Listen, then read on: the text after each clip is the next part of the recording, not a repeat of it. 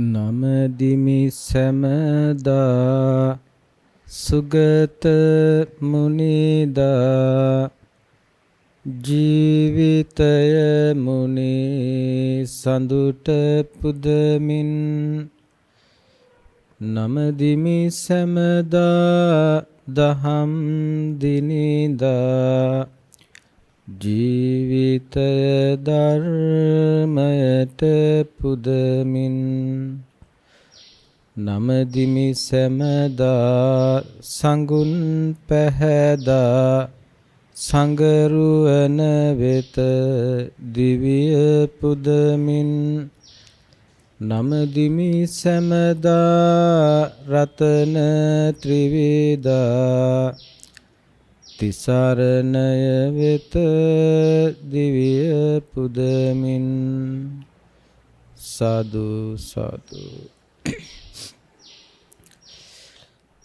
සදහැති පින්නතුනි, පින්නති දෙව් මිනිසුන් වෙනුවෙන් සුපුරුදු විදිහට අද දවසේ ලෞතර මාමෑණී බුදු පියාණන් වහන්සේගේ බුද්ධාවාදය මේ ආකාරයෙන් විග්‍රහ කර දෙමින් පැහැදිලි කර දෙමින් බුද්ධ ශාසනයක ඒ බුද්ධ ශාසනය තුල බුද්ධානුමතයට අනුව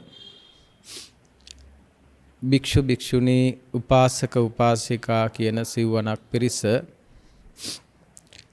ඵලදායී ලෙස කෙසේ හික්මිය යුතුද කියන කාරණාව ධර්මාවාදයක් විදිහට ධර්ම දේශනාවක් විදිහට සිදු කරන්නටයි මේ මොහොතේ අදහස් කරන්නේ.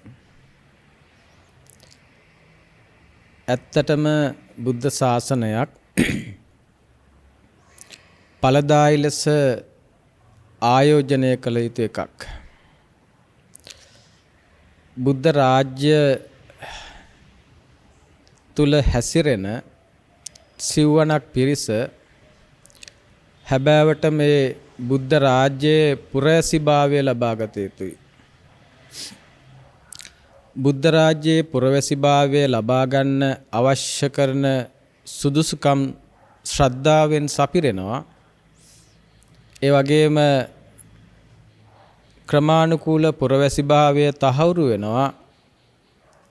කලනවැට ශක්තිමත් කරන්නට ඔබ දක්ෂ වන්නේ කොපමණකින්ද කියන කාරණාවත් එක්ක. සෝතාපන්න සකදාගාමි අනාගාමි අරිහත් මාර්ගස්ත පලස්ත ශ්‍රාවකයන් විදිහට ක්‍රමානුකූලව පිනැති ඔබ මේ බුද්ධ රාජ්‍යයේ පුරවැසිභාවය ලබනවා.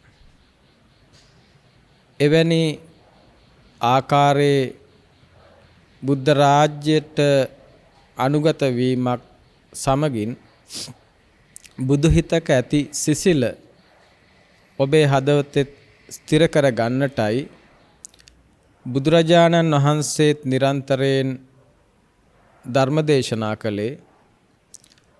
උන්වහන්සේගේ ශ්‍රාවක මහා සංඝරත්නය ධර්ම දේශනා කරන්නෙත් ඒ ඉලක්කය ඇතිවමයි. එහෙමනම් යම් අරමුණක් ඇතිව අප දහම් දේශනාවද යම් අරමුණක් ඇතිව ඔබ ධර්ම ශ්‍රවණය කරනවාද ඒ සෑම තැනකම විවිධ අරමුණු පවතින්නට බෑ. පිනැති ඔබ බුද්ධ ශාසනය ඔබේ සිතැඟි ලෙස ඔබේ අවබෝධයට ඔබේ දැක්මට ඔබේ උගත්කමට ඔබේ දෘෂ්ටියට අනුව බුද්ධ ශාසනය පිළිබඳව බුදු දහම පිළිබඳව අදහස් මතිමතාන්තර දරා ගන්නට පුළුවන්. ධර්මය මෙසේ විය යුතුයි, භික්ෂුව මෙසේ විය යුතුයි, උපාසක උපාසිකාවන් මෙසේ විය යුතුයි, වත්පිළිවෙත් මෙසේ විය යුතුයි, විනය මෙසේ විය යුතුයි ආදී විදිහට ඔබ තුල යම් අදහසක් තියෙන්නට පුළුවන්.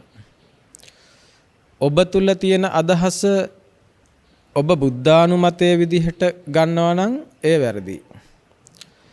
බුද්ධ ශාසනය තුලින් පිළිඹිඹු වෙන්න ඕනේ. බුද්ධ ශාසනය තුලින් ප්‍රතිමූර්තිමත් වෙන්න ඕනේ. ඔබේ නිවැරදියයි ගත් ඔබේ අදහස නෙවෙයි.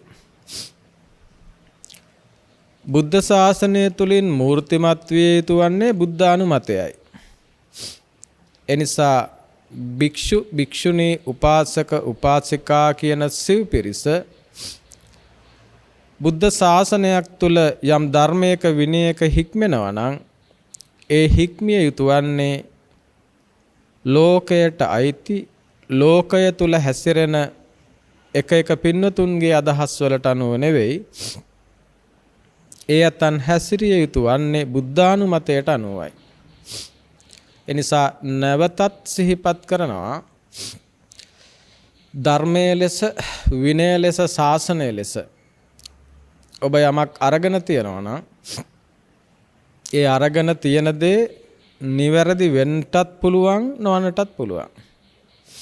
එනිසා තම තමන් ඇත්තන්ගේ දෘෂ්ටි ආකල්ප මතිමතාන්තර වලින් තවත් විදිහකින් කියනවා නම් ස්වමතයන්ගෙන් බුද්ධ ශාසනය නොදක බුද්ධානුමතයෙන් බුද්ධ ශාසනය ධර්මයේ විනය දකින්නට කියලා අප ඔබට මේ මොහොතෙත් දෙවනි තෙවන වරටත් සිහිපත් කරනවා. එහෙම සිහිපත් කරමින් මේ දේශනයට මං ප්‍රවේශයක් හදා ගන්නා නිතර මා සිහිපත් කරනා වගේ බුද්ධ ශාසනය සත්‍ය අවබෝධයටමයි. බුද්ධ ශාසනය කුමන සත්‍ය අවබෝධයක් වෙනුවෙන්ද? චතුරාර්ය සත්‍ය අවබෝධය වෙනුවෙන්මයි. පින්නතුනේ මේ ලෝකේ අතිශය දුර්ලභ කාරණා අතරින් බුද්ධ ශාසනයක් මුණගැහෙන එක පහසු දෙයක් නෙවෙයි. ඒ බුද්ධ ශාසනය බුද්ධ ධර්මය ඔබට ශ්‍රවණය කරන්නට ලැබෙන එකත් ඒ ශ්‍රවණය කළ ධර්මය තුල හික්මන එකත් අතිශයින්ම දුර්ලභව සිද්ධ වෙන එකක්. ඒ අතිශය දුර්ලභ වූ කාරණාවක් ලබන මොහොතක් අතිශය දුර්ලභ වූ දෙයක් ලබන මොහොතක්. එනිසා ඒ අතිශය දුර්ලභ වූ කාරණාව ඔබ බොහෝම නිවැරදිව තමන් කතා කරන්නේ ක්‍රියා කරන්නේ කල්පනා කරන්නේ බුද්ධ ශාසනය පිළිබඳව නම් බුද්ධ ශාසනයට අයිති දේ සහ අය පිළිබඳව නම් බුද්ධ ශාසනය තුල යම් යම් දේ පිළිබඳව නම් ඒ සෑම දෙයක්ම බුද්ධානුමතයට අනුවම සිද්ධ විය යුතුයි. එහෙමනම් කුමකටද බුද්ධ ශාසනයක්? කවරෙකුටද බුද්ධ ශාසනයක්? කෙතෙක්ද බුද්ධ ශාසනයක්? ඒ සියලු ගැටලු වලට ඍජු පිළිතුරක් දුන්නොත්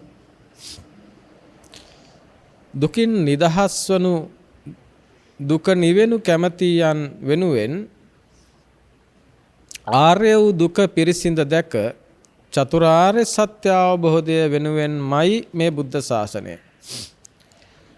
ස්වාමින් වහන්සේ ඒ පිළිතුර හැරෙන්නට බුද්ධ ශාසනය මේ වෙනුවෙන් යයි තවත් පිළිතුරු තියනවද? නැහැ. එහෙම පිළිතුරක් නැහැ. බුද්ධ ශාසනය චතුරාර්ය සත්‍ය අවබෝධයටමයි. බුද්ධ ශාසනය චතුරාර්ය සත්‍ය අවබෝධයට පමණමයි. වෙන කිසිවකට නෙවෙයි. එහෙමනම් බුද්ධ ශාසනයේ නාමයෙන් බුද්ධ ධර්මයේ නාමයෙන් ඉන් බැහැර ඊට කිසිදු සම්බන්ධයක් නොවන විවිධාකාර ක්‍රියා කිරීම සිතීම් කිවීම් ආදී මොනයම් හෝ දෙයක් පවතිනවා නම් ඒ ඔබට ඍජුවම බුද්ධ ශාසනයේ ඉලක්ක සාක්ෂාත් කර ගැනීමක් විදිහට පේන්න බෑ. එතකොට බුද්ධ ශාසනයේ විදිහට ඔබ මහ පුළුල් ලෝකයක් දකිනවා. එතකොට ස්වාමීන් වහන්සේ මේ ලෝකේ විවිධ පුජ්‍යලෝ විවිධාකාර ස්වභාවය ඇත්තන් ඉන්නවා. විවිධ ගොඩ නැගිලි තියෙනවා. විවිධ වත් පිළිවෙත් පුද පූජා තියෙනවා. විවිධාකාර ක්‍රියාත්මක වීම් තියෙනවා. විවිධාකාර කතාවන් තියෙනවා. විවිධාකාර සිතීම් තියෙනවා.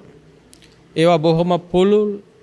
ඒවා මහා විශාල පරාසයක විහිදිලා තියෙන ඒවා. එතකොට ඒ කිසිවක් බුද්ධ ශාසනය නෙවෙයිද? ඒ කිසිවක් බුද්ධ ශාසනය වන්නටත් පුළුවන් නොවෙන්නටත් පුළුවන්.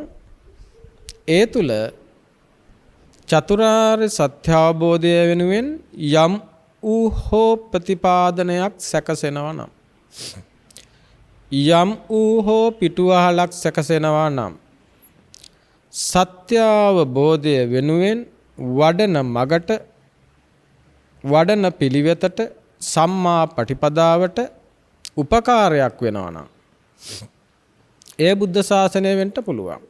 හැබැයි අදට ඔබත් ඇතුළුව බොහෝ දෙනෙක් බුද්ධ ශාසනයයි කියලා හිතාගෙන හැසිරෙන ස්වභාවයන් තුළ දකින්නට තියෙන්නේ චතුරාර්ය සත්‍ය අවබෝධයෙන් එහාට ගිය, චතුරාර්ය සත්‍ය අවබෝධය වසන බොහෝ ක්‍රියාකාරකම් පමණයි.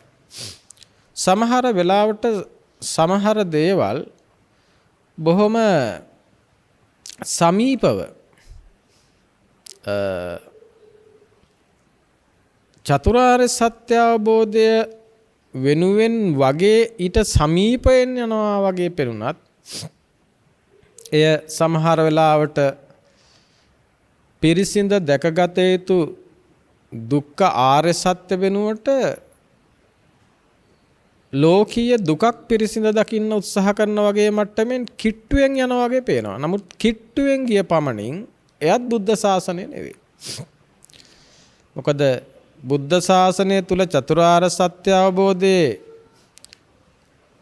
අවබෝධ කළ යුතු ආර්ය දුක්ඛය වෙනුවට ලෝකීය දුකක් අවබෝධ කරගෙන බුද්ධ ශාසනයේ බුද්ධ රාජ්‍යයේ පුරවැසියෙකු බවට පත්වන්න බෑ. බුද්ධ රාජ්‍යයේ ඵල නෙලන්නට බෑ. ඒ නිසා මේ ආරම්භයේදීම මේ කාරණාවන් සිහිපත් කරගෙන මම මේ දේශනය ආරම්භ කළේ මේ බුද්ධ රාජ්‍ය නිවැරදි ආකාරයෙන් පරිහරණය කරන්නට ඔබට අවශ්‍ය කරන ධර්මතා කීපයක්, එහෙමත් නැත්නම් අත්‍යවශ්‍යම කාරණා කීපයක් පැහැදිලි කරලා දෙන්න මම මේ වෙලාවේ උත්සාහ කරනවා. මොකද කොපමණට මේ නිවන් මඟ සත්‍ය අවබෝධයට අවශ්‍ය කරන මාවත කොපමණ විග්‍රහ කළත් එය යම් යම් ආකාරයෙන් අවබෝධ කිරීම ප්‍රමාද වෙන්නට හෝ අවබෝධය ලබන්නට නොහැකි තත්වයට පත් වෙලා තියෙන්නේ එවැනි ආකාරයේ අත්‍යවශ්‍යම කාරණාවන් පිළිබඳව ශ්‍රාවකයා කොපමණක අවබෝධයෙන් ඉන්නවද කියන කාරණාවට සාපේක්ෂව. පළවෙනිම කාරණය, බුද්ධ ශාසනයේ චතුරාර්ය සත්‍ය අවබෝධයේ උදෙසා ශ්‍රාවකයාට ලැබෙන මූලිකම සහ අත්‍යවශ්‍යම සහ එකම පිළිසරණ ලැබෙන්නේ සත්පුරුෂ ඇසුරින්. සත්පුරුෂ ඇසුරින්. සත්පුරුෂ ඇසුරෙන් තොරව ලබන අවබෝධයක් ලබන නිර්වාණයක් පිළිබඳව බුද්ධ ශාසනය තුල කතා කරන්න පුළුවන් කමක් නැහැ. මෙතන සත්පුරුෂ ලෙස කතා කරන්නේ බුදුරජාණන් වහන්සේ උන්වහන්සේගේ දහම් මඟ වඩන වැඩුව ඒ දහම් මගේ යම් ප්‍රමාණයක් හෝ ස්පර්ශ කළ බුද්ධ රාජ්‍යයේ පුරවැසිභාවයේ ලද බුද්ධ රාජ්‍යයේ තුලට හිමිකම් කියන ඒ ආර්ය භූමිය තුල පිළිසිඳගත් උතුමන්. එහෙමනම් ස්වාමින්වහන්සේ බුදුරජාණන් වහන්සේගේ ධර්මය ලියලා තියෙන පොතපත තියෙනවා. ශිලා ලේඛන තියෙනවා. වර්තමානයේ අන්තර්ජාලය තුල ලිඛිත සටහන් ලෙස තියෙනවා. එවැනි දෙයකින් ධර්මය අවබෝධ කරන්න බැයිද? පුළුවන් නම් බුදුරජාණන් වහන්සේ පුළුවන් බව කියනවා. උදාහරණයක් විදිහට මේ දවස් කීපයකට කලින් අපේ ශිෂ්‍ය පුත්‍රයන් වහන්සේ නමක් මහා දුක්ඛඛන්ද සූත්‍රය පිළිබඳව පුංචි වැකියක් සිහිපත් කරමින් උන්වහන්සේ සිහිපත් කරනවා ස්වාමීන් වහන්සේ මේ යම් කාරණාවක් පිළිබඳව මෙතන සඳහනක් තියෙනවා.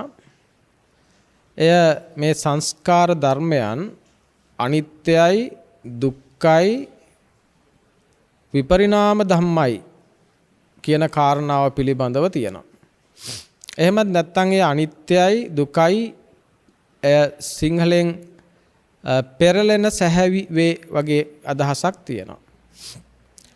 එතකොට සංකතයක් සංස්කාර ධර්මයක අනිත්‍යයි දුක්ඛයි නැත්නම් පෙරලෙන සැහැවි වේ වගේ වචන කීපයක් ඇසූ පමණින් ශ්‍රාවකයාට අනිත්‍යතාවය තහවුරු කරගන්න අනිත්‍යතාවය පිළිබඳව අදහසක් ගන්න දුක්ඛ ස්වභාවය පිළිබඳව අදහසක් ගන්න විපරිණාම ස්වභාවය පිළිබඳව අදහසක් ගන්න සිද්ධ වෙන්නේ ඒ කෙනාගේ දැක්මට දෘෂ්ටියට මතිමතාන්තරයට අනුව.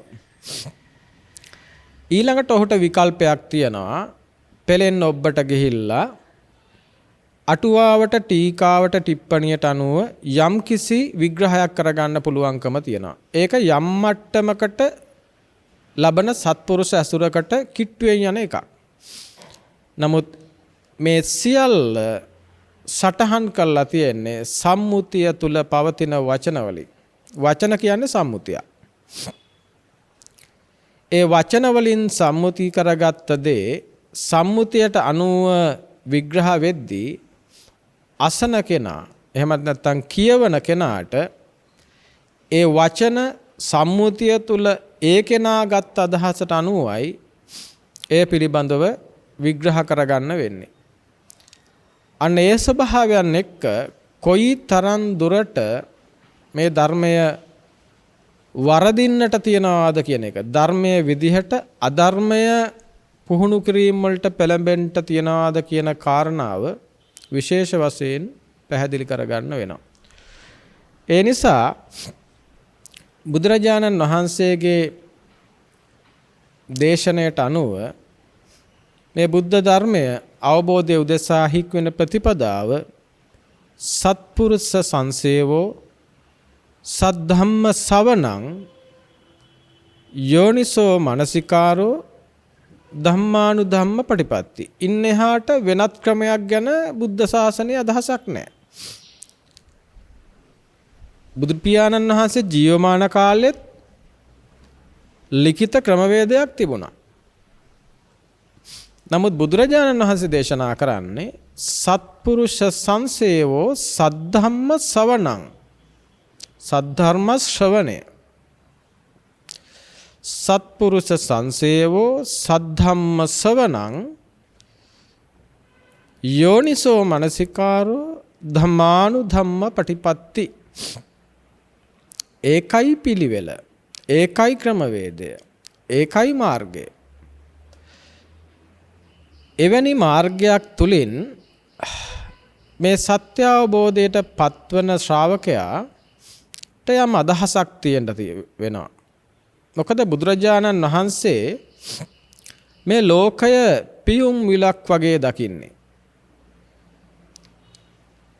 එසේ පියුම් විලක් වගේ දකින ලෝකයේ උන්වහන්සේ ධර්ම දේශනා කරගෙන යද්දී ප්‍රඥා සංවත්තනික ප්‍රතිපදාවෙන් ප්‍රඥාවන්තයා විසින් ප්‍රඥාවෙන් දැකිය යුතු දහමක්, පඤ්ඤා සංවත්තනික ප්‍රතිපදාවකින්, ප්‍රඥාව ලබන ප්‍රතිපදාවකින් ප්‍රඥාවන්තයා විසින් ප්‍රඥාවෙන් දැකිය යුතු දහමක් දේශනා කරද්දී මම අර කලින් සිහිපත් කළා වගේ එක වෙලාවක ඍජුවම චතුරාර්ය සත්‍ය අවබෝධයටම දහම් දේශනවා. තවත් වෙලාවක චතුරාර්ය සත්‍ය අවබෝධයට උපනිශ්‍රේ වන මට්ටමින් ඒ කෙනාගේ ප්‍රඥාවේ ස්වභාවයට සාපේක්ෂව දහම් දේශනවා. බොහෝ වෙලාවක් චතුරාර්ය සත්‍ය අවබෝධය ඍජු ඉලක්ක කරගෙනම දහම් දෙසුවා.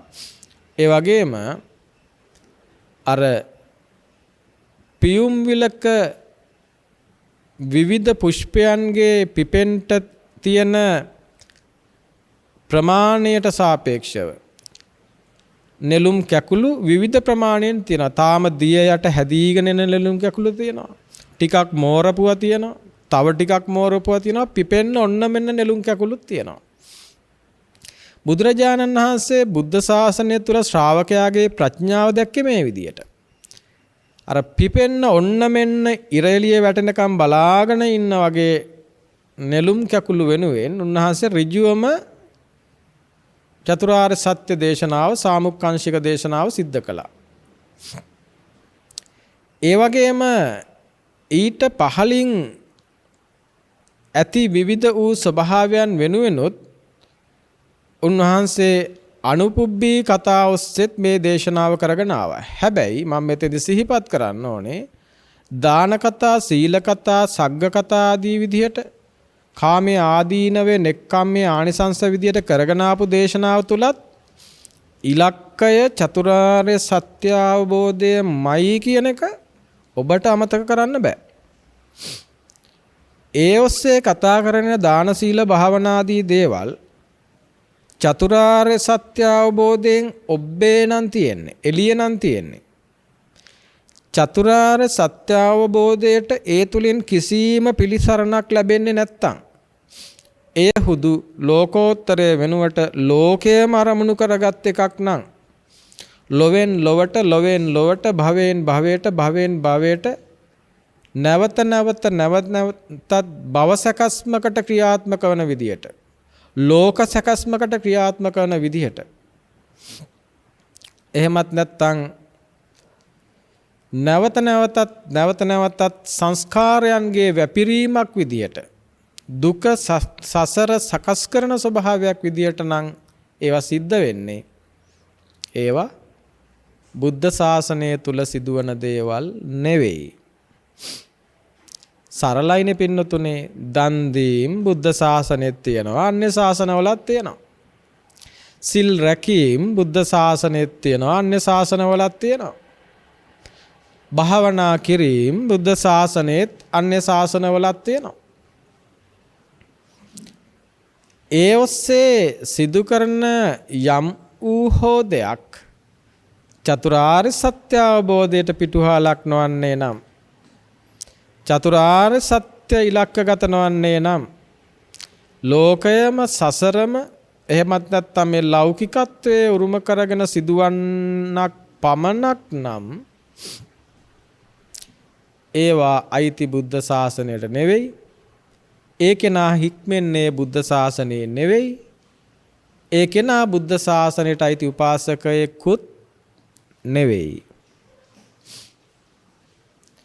ඒ නිසා මෙන්න මේ විදියට බුදුරදුන්ගේ දේශනය චතුරාර්ය සත්‍ය අවබෝධය ඍජුවම ඉලක්ක කරගෙනත් චතුරාර්ය සත්‍ය අවබෝධයට උපකාර වන ආකාරයෙන්ුත් විවිධ මට්ටම් වලින් සිදු කළ දේශනාවන් තියෙනවා.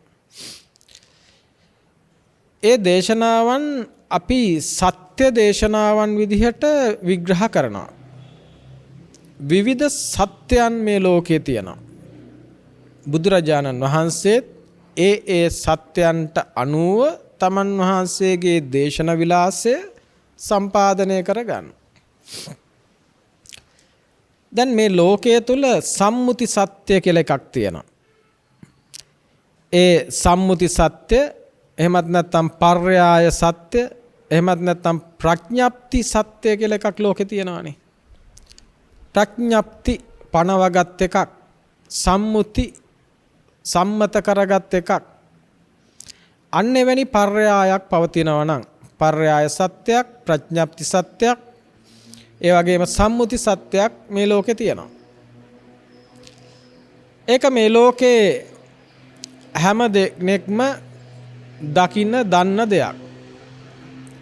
එවැනි සම්මුති සත්‍යයන්ට අනුව බුදු පියාණන් වහන්සේ මේ ලෝකයේ විවිධ සම්මුති මට්ටමේ යමක් පැහැදිලි කරලා දෙන්න ඕනේ අයට ඒ අයටත් ඒ මට්ටමින් බුදු පියාණන් වහන්සේ දේශනා කරනවා චතුරාර්ය සත්‍ය අවබෝධයට උදව් වෙනවා කියලා කියන්නේ පහළම මට්ටමින් උදව් වීමක් එතන සිද්ධ වෙන්නේ. පහළම මට්ටමේ උදව් වීම කොහොමද කියනවා නම් එය චතුරාර්ය සත්‍ය අවබෝධයට අවශ්‍ය කරන ප්‍රතිසාධන සකස් කර ගන්නට තමයි උදව් වෙන්නේ. චතුරාර්ය සත්‍ය අවබෝධයටත් වඩා චතුරාර්ය සත්‍ය අවබෝධයට අවශ්‍ය කරන ප්‍රතිසාධන මට්ටමක් තියෙනවා. අවශ්‍ය කරන ප්‍රඥාවක් තියෙනවා. අවශ්‍ය කරන විපාක ස්වභාවයක් තියෙනවා. අවශ්‍ය කරන ශක්තියක්, වීරයක් තියෙනවා. අන්න එය සකස් කර ගන්නටත් එය සම්පාදනය කර ගන්නටත් සම්මුති මට්ටමේ හික්මීමුත් සිද්ධ කරන්නට පුළුවන්කම තියෙනවා. දැන් සම්මුති මට්ටමේ සත්වයක් ඉන්නවා, පුජ්‍යලයක් ඉන්නවා, කෙනෙක් ඉන්නවා, නමක් තියෙනවා, බුදුරජාණන් වහන්සේ ඉන්නවා, ආනන්ද ස්වාමින් වහන්සේ ඉන්නවා.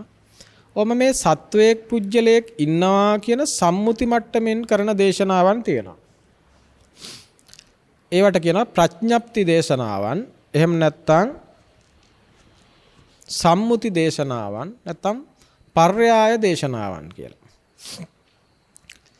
එතකොට ඒක සම්මුති සත්‍යයක්. එතකොට ඒකත් සත්‍යයක්. සත්‍ය කියලා කියන්නේ ඇත්ත කියන එකනේ. මේ ලෝකේ විවිධ ඇත්තවල් තියෙනවා. සත්‍ය වුණාට ඒ සත්‍යයන් ඊට වඩා ප්‍රබල සත්‍යයක් ඉදිරියේදී අසත්‍ය වෙන්න පුළුවන්. වෙන්න පුළුවන් නෙමෙයි එකම එක සත්‍යයක් හැරෙන්නට. එකම එක සත්‍යයක් හැරෙන්නට අන් සියලු සත්‍යයන් ඊටත් වඩා ප්‍රබල සත්‍යයක් අභියසදී අසත්‍ය බවට පත් වෙනවා. මොකද්ද පින්නතුනේ? එකම එක සත්‍යයක් හැරෙන්නට අන් සියලුම සත්‍යයන් ඊට වඩා ප්‍රබල සත්‍යයක් අභියසදී අසත්‍ය බවට පත් වෙනවා. අසත්‍ය වෙනවා නම් ස්වාමීන් වහන්සේ ඒක සත්‍යද? ඔව් සත්‍යයි. සත්‍ය වුණත් අසත්‍ය වෙනවා.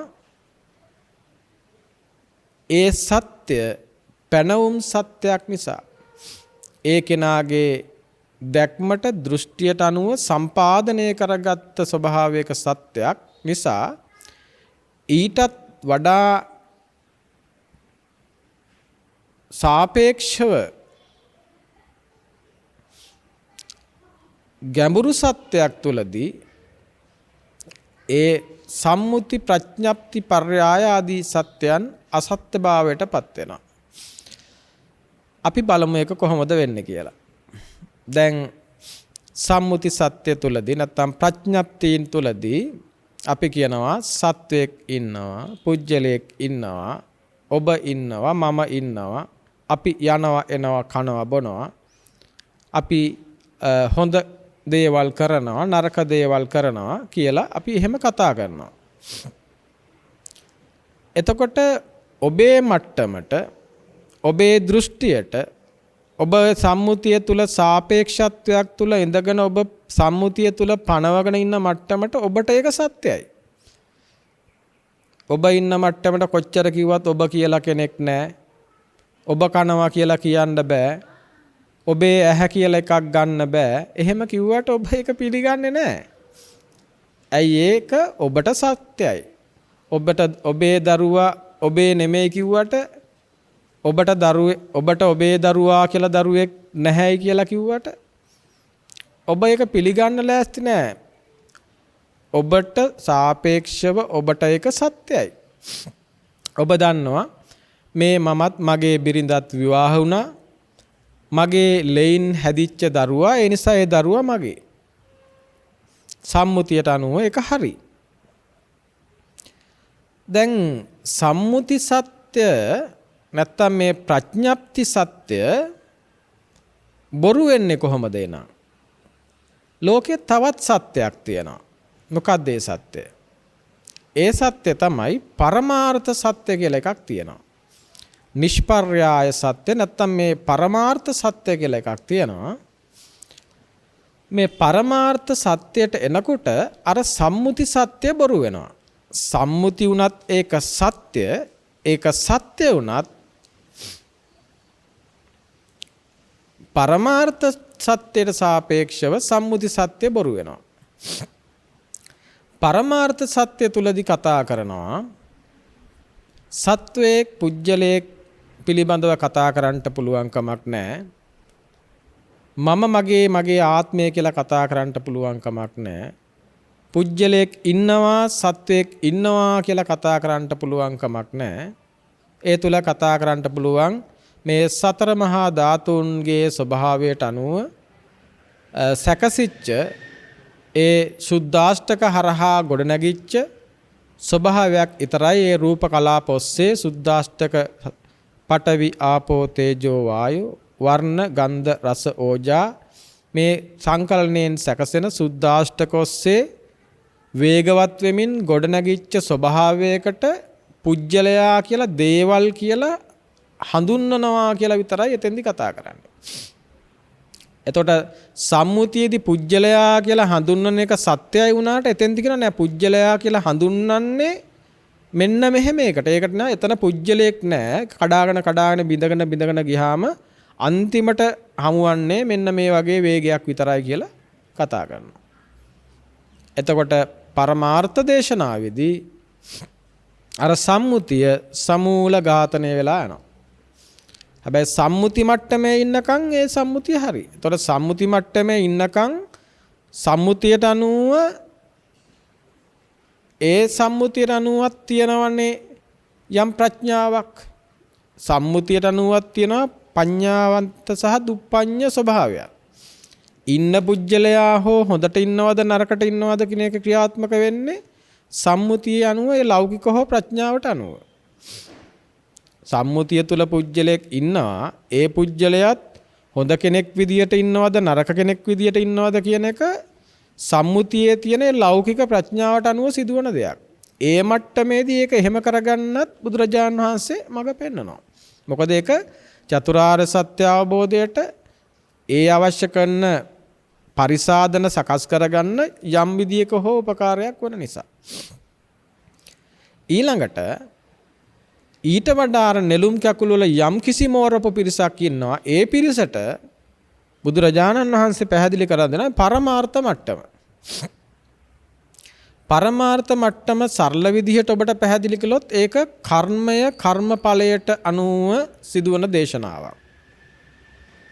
එහෙමත් නැත්නම් දසවස්තුක සම්මාදිට්ඨි මට්ටමින් සිද්ධ වෙන දේශනාවක්. ඒතර මේක හරියට සම්මුති මට්ටමේදී සහ පරමාර්ථ මට්ටමේදී කෙතකින්ද බෙදාගන්න කියන එක පිළිබඳව යම් කරුණු කාරණා සාකච්ඡා වෙන්න වෙනවා. නමුත් අපි මෙතෙන්දී කර්මය කර්මඵලයට අනුව සිද්ධ වෙන දේශනාවක් කියලා අපිට මේක ගන්න පුළුවන්.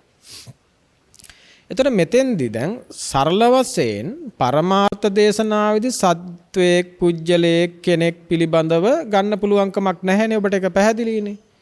හැබැයි ඒකෙදි කතා කරනවා සත්වයක් පුජ්‍යලයක් කතා නොකලට කුසලය සැප විපාක, කුසල කර්ම සැප විපාක, අකුසල කර්ම දුක් විපාක ආදී විදිහට එවැනි ස්වභාවයක් පිළිබඳව කතා කරනවා.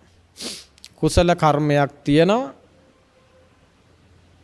ඒ කුසල කර්මයට සුඛ විපාකයක් තියෙනවා. අකුසල කර්මයක් තියෙනවා. ඒ අකුසල කර්මයට දුක්ඛ විපාකයක් තියෙනවා. ඊට අනුව සුගතියක් දුගතියක් ආදී වගේ මට්ටමට කතා කරනවා. එතකොට මේ පරමාර්ථ මට්ටමේදී සත්පුජ්‍යල සංඥාවක් පිළිබඳව කතා නොකලට කුසලයක් අකුසලයක් ඒ කුසලයේ විපාකයක් ඒ විපාකයේ තුල තියෙන සුගති දුගති මට්ටමක් පිළිබඳව කතා කරනවා.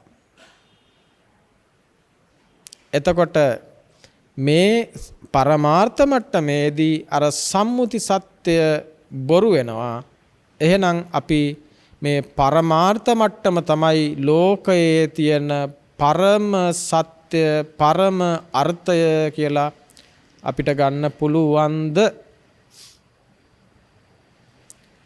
එහෙම ගන්නත් බැහැ පින්නතුනේ. ඔබ බොහෝ දුරට මේ මොහොත වෙනකන් සමහර වෙලාවට මේ දේශනය අහන ඔබ හිතන් ඉන්න පුළුවන්, හිතන් හිටියා වෙන්න පුළුවන් මෙතනින් එහාට තවත් වෙන කිසි සත්‍යයක් නැහැ. සත්‍යයක් පුජ්‍යලයක් නොවන ධාතු ස්වභාවයක සංකලනයක් තුල ගොඩනැගිච්ච ස්වභාවයකට මේ සත්ව පුජ්‍යල සංඥාවක් දාගෙන හිටියා. එවැනි ස්වභාවයකින් තමයි අපිට මේ ලෝකය දකින්න වෙන්නේ. ඒ වගේම කුසලයක් අකුසලයක් තියෙනවා. ඒ කුසලයේ කුසල විපාක දුක් අකුසල විපාක තියෙනවා. කුසල විපාක සැපසහගතයි, අකුසල විපාක දුක් සහගතයි කියලා එහෙම අදහසක් ඔබට තිබුණා වෙන්න පුළුවන්. එය තමයි මේ විශ්වයේ තියෙන පරම සත්‍ය පරමාර්ථයේ විදියට ඔබ අරගෙන තිබ්බා වෙන්න පුළුවන්. ඒක එහෙම වුණාට බුදුරජාණන් වහන්සේ දේශනා කරන තවත් සත්‍යයක් තියෙනවා. මේ සත්‍ය තුනම උන්වහන්සේ දේශනා කරනවා. ඒ දේශනා කරනා වගේම ඒ දේශනා වහන ශ්‍රාවකයාත් දේශකයන් වහන්සේත් හැම වෙලාවකම පරිස්සම් වෙන්න ඕනේ. මේ සිදු කරන දේශනාව සම්මුති මට්ටම එකක්, මේ සිදු කරන දේශනාව පරමාර්ථ මට්ටම එකක්, මේ සිදු කරන දේශනාව තවත් දැන් මේ කතා කරන්න යන මට්ටම එකක් කියලා. එතකොට විවිධ ස්වාමින් වහන්සේලා හෝ විවිධ ගිහි පින්වතුන් තම තමන්ගේ මට්ටමට අනුව, තම තමන්ගේ අවබෝධයට අනුව, තම තමන්ගේ දැක්මට අනුව බුද්ධානුමතයම සම්මුති මට්ටමින් දේශනා කරනවා නම් චතුරාර්ය සත්‍ය පරිසාදනයන් වෙනුවෙන් ඒකත් බුද්ධ දේශනාවක් තමයි. එතකොට ඒ ස්වාමින් වහන්සේලාව හෙලා දකින්න බෑ. තවත් ස්වාමින් වහන්සේ නමක් හෝ ගිහි පින්නතුන් මේක දේශනා කරනවා නම් තේරුම් ගන්න උත්සාහ කරනවා නම් පරමාර්ථ මට්ටමින් ඒක ඒ අත්තන්ගේ අවබෝධයේ මට්ටම. එතකොට ඒක ඒ අත්තන් එහෙම දේශනා කිරීම තුළින් එය වැරදියයි සම්මත කරගන්නටත් බෑ. බොහෝ දුරට පරමාර්ථ දේශනාව අප මේ දැන් කතා කරන්න හදන සත්‍යයට බොහොම සමීපයෙන්ම යන එකක්. පුංචි පුංචි තැන් වලින් සහ පුංචි පුංචි ස්වභාවයන්ගෙන් පමණයි වෙනස් වෙන්නේ. එතකොට ඊළඟට බුදුරජාණන් වහන්සේ දේශනා කරන තව සත්‍යයක් තියෙනවා. දැන් අපි සත්‍ය දෙකක් කිව්වා. සම්මුති සත්‍ය, ප්‍රඥප්ති සත්‍ය, පර්යාය සත්‍ය කියලා එකක්. ඒක සත්‍යයක්. මොකද්ද? ප්‍රඥප්ති, සම්මුති, පර්යාය. මේ සත්‍ය ඊළඟට වෙනස් වෙනවා පරමාර්ථ සත්‍ය නැත්තම් නිෂ්පර්යාය සත්‍යයට එද්දි. ඔන්න දැන් සත්‍ය දෙකයි. සම්මුති සත්‍ය ඊළඟ එක පරමාර්ථ සත්‍ය. ඊළඟට බුදුරජාණන් වහන්සේ සත්‍යයක් පිළිබඳව කතා කරනවා. ඒක මොකද්ද? ආර්ය සත්‍ය කියලා එකක් කතා කරනවා. ඇයි මේකට ආර්ය සත්‍ය කියලා කියන්නේ? මේකට ආර්ය සත්‍ය කියලා කියන්නේ බුදුරජාණන් වහන්සේ දේශනා කරනවා මේ ආර්ය සත්‍යයට ආර්ය සත්‍ය කියලා කියනවා. මේක ඇත්තටම තථාගතයන් වහන්සේගේ සත්‍ය නිසා. තථාගතයන් වහන්සේගේ සත්‍ය නිසා මේකට ආර්ය සත්‍ය කියලා කියනවා. ඒ වගේම ආර්යයන් විසින් අවබෝධ කරන නිසාත් මේකට ආර්ය සත්‍ය කියලා කියනවා. ඒ වගේම අවබෝධ කළොත් ආර්ය භාවයට පත් වෙන නිසාත් මේකට ආර්ය සත්‍ය කියලා කියනවා. තථාගතයන් වහන්සේගේ සත්‍ය නිසා. ඒ වගේම ආර්යයන් විසින් අවබෝධ කරන සත්‍ය නිසා. ඒ වගේම අවබෝධ කිරීමෙන් ආර්ය භාවයට පත් වෙන නිසාත් ආර්ය සත්‍ය කියලා කියනවා. ආර්ය සත්‍යයට ආවේනික ගුණ කීපයක් තියෙනවා. ආර්ය සත්‍යයට ආවේනික ගුණ කීපයක් තියෙනවා. ඒ ගුණ බුදුරජාණන් වහන්සේ විග්‍රහ කරන්නේ තත අවිතත අනඤ්‍යත කියලා. තත අවිතත අනඤ්‍යත. මේ ආර්ය සත්‍යයට ආවේනික ගුණ තමයි ආර්ය සත්‍යයන් කිසිම විටක වෙනස් වෙන්නෙත් නැහැ, විකෘති වෙන්නෙත් නැහැ, අන්‍ය ස්වභාවයකටපත් වෙන්නේ නැහැ. මේ ආර්ය සත්‍යයන් කිසිම විටක වෙනස් වෙන්නෙත් නැහැ, බොරු වෙන්නෙත් නැහැ, අන්‍ය ස්වභාවයකටපත් වෙන්නෙත් නැහැ. මේ ලෝකේ සත්‍ය නාමයෙන් කොපමණ දේවල් තිබුණත්, සත්‍ය නාමයෙන් කොපමණ දේවල් තිබ්බත්, ඒ සෑම දෙයක්ම ඊටත් වඩා වෙනස් සත්‍යයක් ඉදිරියේදී බොරු බවට පත් වුණත් ආර්ය සත්‍ය කිසිම විටක බොරු බවට පත් වෙන්නේ නැහැ.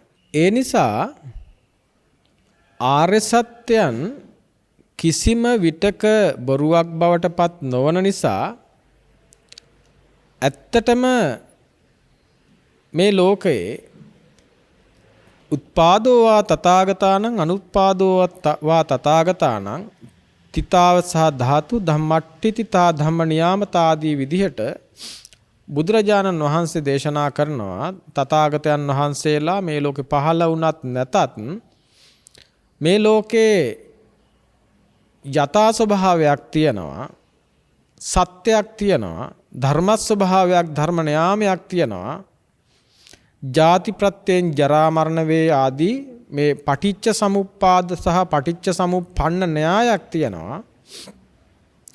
අන්නේ ස්වභාවයට අනුව ඇති කරගන්න අවබෝධය එය ආර්ය අවබෝධයක් විදියටයි බුදුරජාණන් වහන්සේ දේශනා කරන්නේ. ඒ නිසා ඒ සත්‍ය කිසිවෙකුටත් බුදු කෙනෙක් පහළ වුණත් නැතත් ලෝකයේ තියෙන සත්‍ය.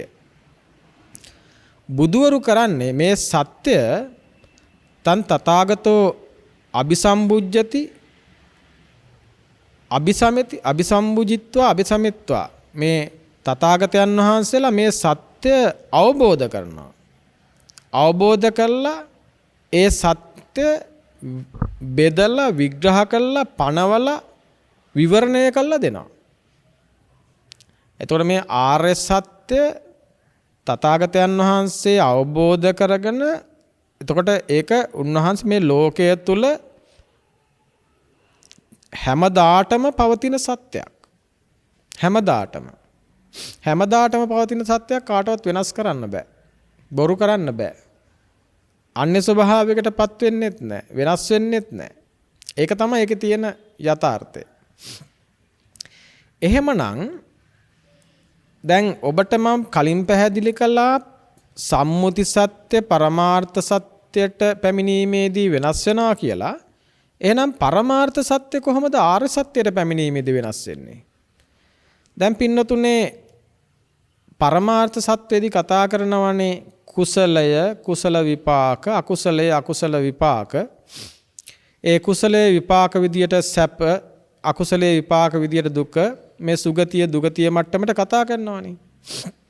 හැබැයි ආර්ය දේශනාවේදී මේ කුසලයේ තුලින් සැකසෙන සැපත් අකුසලයේ තුලින් සැකසෙන දුකත් කියන මේ සැපත් දුකත් දෙකම අයිති ලෝකයටයි මුළු ලෝකයම දුකක් විදිහටයි ආර්ය දේශනාව තුලදී විග්‍රහ වෙන්නේ. ඒ නිසා ආර්ය දේශනාවේදී මේ ලෝකයේ තුල සැපක් පිළිබඳව කතා කරන්න අබමල් රේණුවකවත් ඉඩක් නැහැ. මුළු ලෝකයම දුකක් විදිහට තමයි ආර්ය දේශනාවේදී පෙන්වන්නේ. ඒ නිසා ලෝකයේ යම් තැනකද එතන දුකයි කියලා. දුක්ඛේ පතිට්ඨිතෝ ලෝකෝ. මේ ලෝකය දුක මත තමයි ලෝකය සකස් වෙලා තියෙන්නේ. දුක මත සැකසිච්ච ලෝකයකින් සැපක් පිළිබඳව දකින්න පුළුවන් කමක් නැහැ. ඒ නිසා කුසල කර්ම අකුසල කර්ම වලට අනුව සැකසෙන සැපවත් සැප දුක් ආදී ස්වභාවයන් පිළිබඳව ආර්ය දේශනාවේදී කතා කරන්න පුළුවන් කමක් නැහැ. එතකොට එතන ඒ මට්ටමේදී ආර්ය ශ්‍රාවකයාගේ අවබෝධය සුගතියත් දුකයි දුගතියත් දුකයි. සුගතිය සැපයි දුගතිය දුකයි කියලා පරමාර්ථ මට්ටමේදී කතා කළාට ආර්ය මට්ටමේදී සුගතියත් දුකයි දුගතියත් දුකයි කියන මට්ටමෙන් තමයි කතා කරන්න වෙන්නේ. සුගතියයිතිත් ලෝකයටයි දුගතියයිතිත් ලෝකයටයි මුළු ලෝකයේම දුක නම් මුළු ලෝකයේම දුක නම් සුගතියයිතිත් ලෝකයට නම් දුගතියයිතිත් ලෝකයට නම් මුළු ලෝකයේම දුක නම් එහෙනම් මුළු ලෝකයේම දුකක් වෙච්ච තැනක සුගතිය සැපයි කියලා ගන්න පුළුවන් ක්‍රමයක් ඇත්තේ නැහැ. මෙන්න මේ වගේ මට්ටමින් අවබෝධයෙන් අපිට මේ ධර්මයේ පිළිබඳව විග්‍රහ කරගන්න වෙනවා. ඒ නිසා ඒ පිළිබඳව අදහසක් නැතිව ධර්ම දේශනා කරන්න ගියොත් ධර්ම ශ්‍රවණය කරන්න ගියොත් සම්මුති දේශනා පරමාර්ථ දේශනා එක පටලව ගත්තාම පරමාර්ථ දේශනා ආර්ය දේශනා එක පටලව ගත්තාම ශ්‍රාවකයාට ගැටලුවක් එනවා. එතකොට එහෙනම් පින්පව් කියලා එකක් නැද්ද? කුසල අකුසල කියලා එකක් නැද්ද? ඒ වායේ සැප විපාක දුක් විපාක නැද්ද? ඔන්න ඔය ප්‍රශ්න එනවා. ඊළඟ සම්මුතියේ කතා කරද්දී එහෙනම් මම කියලා කෙනෙක් නැද්ද? ඔබ කියලා කෙනෙක් නැද්ද? ඊට පස්සේ කන බොන කෙනෙක්, ඇවිදින කෙනෙක්, දරුවෝ කියලා දෙයක් නැද්ද? වගේ තැනකට එනවා. ඒ නිසා තමයි සත්පුරුෂ ඇසුරක්ම මේ සත්‍ය අවබෝධය උදෙසා අවශ්‍යයි කියලා බුදුරජාණන් වහන්සේ දේශනා කරන්නේ. ඒ සත්පුරුෂ ඇසුරෙන් සත්පුරුෂයාත් සමග නිරන්තරයෙන් විග්‍රහ කරගන්නට පුළුවන්කම ලැබෙනවා. කොයි මට්ටමින් කොයි විදිහටද මේ දේශනාව කරන්නේ සහ තේරුම් ගත යුතු වන්නේ අවබෝධ කොටගත යුතු වන්නේ කියන කාරණාව පැහැදිලි කරගන්නට, නිර්වුල් කරගන්නට, විග්‍රහ කරගන්නට, මතු කරගන්න පුළුවන්කම තියෙනවා. ඒ නිසා තමයි මේ කාරණා පොතපතින් හොයන්ට ගියාම වචන වලින් අකුරු වලින් සම්මුති වචන වලින් මේක හොයන්ට ගියාම එතකොට දැන් පෙළ විග්‍රහ කළා අටුවාව ලියනවා. අටුවාව විග්‍රහ කළා ටීකාව ලියනවා. ටීකාව විග්‍රහ කළා ටිප්පණිය ලියනවා. ඒක හරි. ඒතර ඒ එකේදී පෙළට වඩා යම්කිසි විස්තරාත්මකව විග්‍රහාත්මකව කරුණු පැහැදිලි කරගන්න පුළුවන්කමත් අපිට ලැබිලා තියෙනවා. ඒක බොහොම ලොකු උපකාරයක්. හැබැයි එහෙම වුණාට ඒ සෑම ලිඛිත ස්වභාවයක් තුළම ඒ වචන සම්මුති වචන නිසා ඒ වචනවල අර්ථයද ධර්මයද නිරුක්තියද නොදැන ඒ වචන වලට අනුවම ධර්මය තේරුම් ගන්න යන ශ්‍රාවකයාට එයා ඒක තේරුම් ගන්නේ තමන්ගේ ස්වමතයන්ට අනුවයි. දෘෂ්ටියට තමන්ගේ මතයට තමන්ගේ අදහසට තමන්ගේ ආකල්ප වලට අනුවයි යා කොච්චර කළත් ඒක තේරුම් ගන්න. ඒ නිසා තමයි එයින් මෙදුණු ආර්ය භූමිය තුල පිළිසිඳගත් ආර්ය ශ්‍රාවකගේ යෙකුගේ උපකාරය, සත්පුරුෂයෙකුගේ උපකාරය, කල්යාණ මිත්‍රයෙකුගේ උපකාරය අවශ්‍යයි කියන කාරණය බුදුරජාණන් වහන්සේ දේශනා කරන්නේ. ඒ නිසා සෝතාපට්ටි මග්ගය උන්වහන්සේ පෙන්වා සත්පුරුෂ සංසේවෝ සද්ධම්ම ශ්‍රවණං යෝනිසෝ මනසිකාරෝ ධම්මානුධම්ම පටිපත්ති කියලා. එතකොට එවැනි ස්වභාවයකින් සම්මුති දේශනාව පරමාර්ථ දේශනාවට එනකොට බොරු වෙනවා. පරමාර්ථ දේශනාව ආර්ය දේශනාවට එනකොට බොරු වෙනවා. ආර්ය දේශනාව එදා මෙදා තුන් කාලයේම කෙසේවත් කුමන මට්ටමකදීවත් බොරු වෙන්නෙත් නැහැ, බොරු කරන්නත් බෑ, අන්‍ය ස්වභාවයකටපත් වෙන්නෙත් නැහැ. එය මේ තුන් කාලයටමයි සත්‍යයක්. ඒ නිසා ඒක ආර්ය සත්‍යයක් වෙනවා. එතකොට මෙන්න මේ ආර්ය සත්‍ය අවබෝධය වෙනුවෙන් තමයි බුදුවරු දහම් දෙසන්නේ. බුදුවරුන්ගේ දහම් දේශනාවේ ඉලක්කය ආර්ය සත්‍ය අවබෝධයමයි. ඒ නිසා සෑම බුද්ධ භාෂිතයක් තුරම ආර්ය සත්‍ය අවබෝධයේ අවශ්‍ය කරන ප්‍රතිපාදනමයි පවතින්නේ.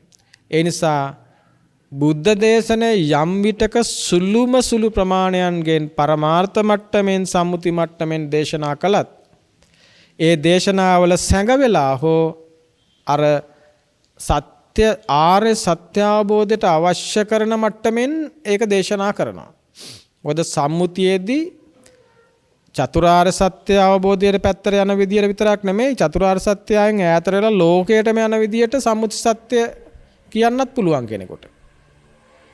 එතකොට ලෝකයෙන් ලෝකයට, ලෝකයෙන් ලෝකයට, සැපෙන් සැපට, සැපෙන් සැපට මේ යන ගමන එයා සසරටම යන විදිහටම එයාට ඒක දේශනා කරන්න පුළුවන්.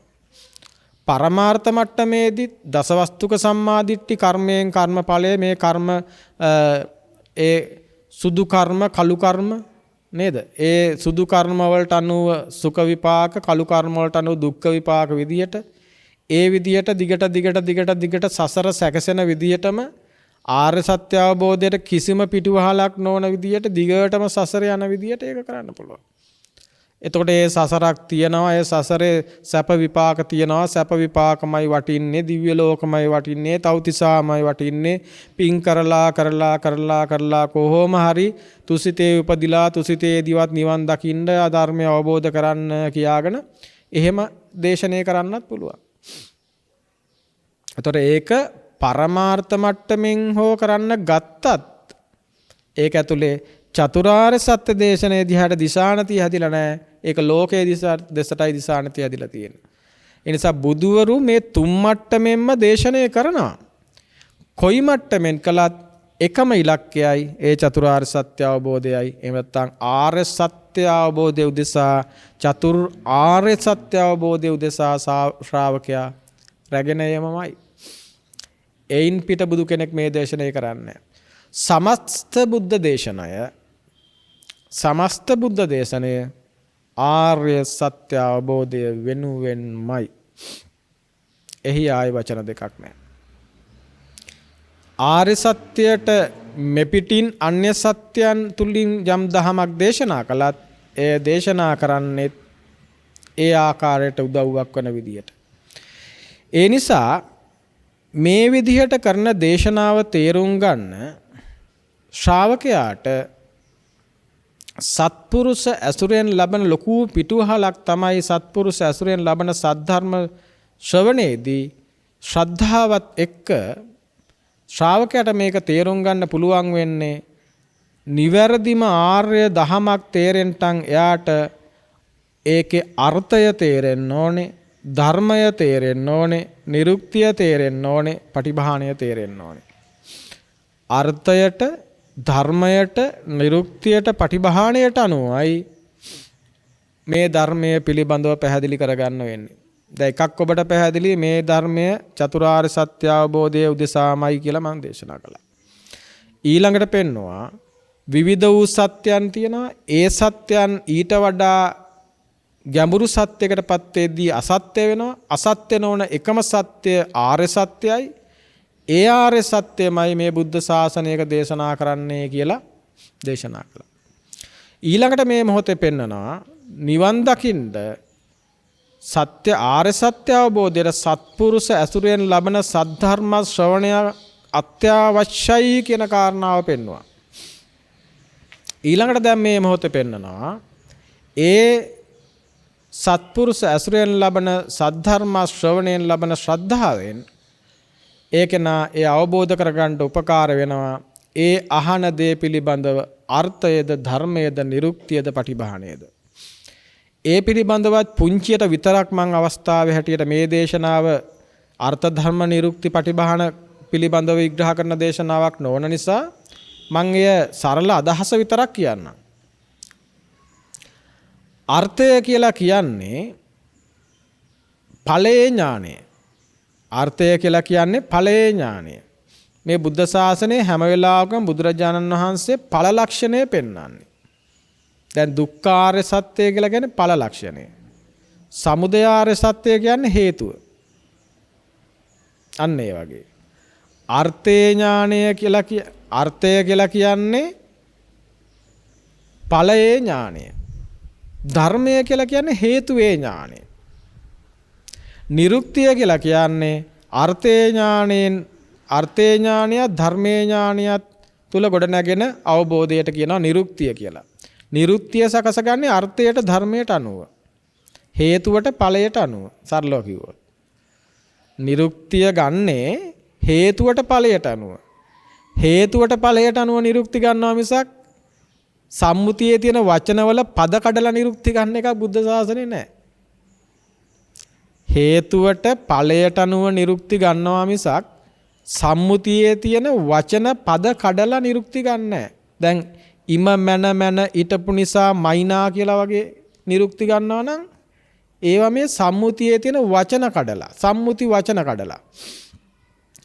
බුද්ධ ශාසනයේ නිරුක්තිය පිළිබඳව අවබෝධයටපත් වෙන්නේ වචන පද බෙදලා නෙවෙයි. බුද්ධ ශාසනයේ නිරුක්ති ගන්නේ අර්ථයේ ඥාණයට ධර්මයේ ඥාණයට අනුව. එතකොට අර්ථයේ ඥාණය කියලා කියන්නේ ඵලයේ ඥාණයයි ධර්මයේ ඥාණය කියලා කියන්නේ හේතුවේ ඥාණයයි.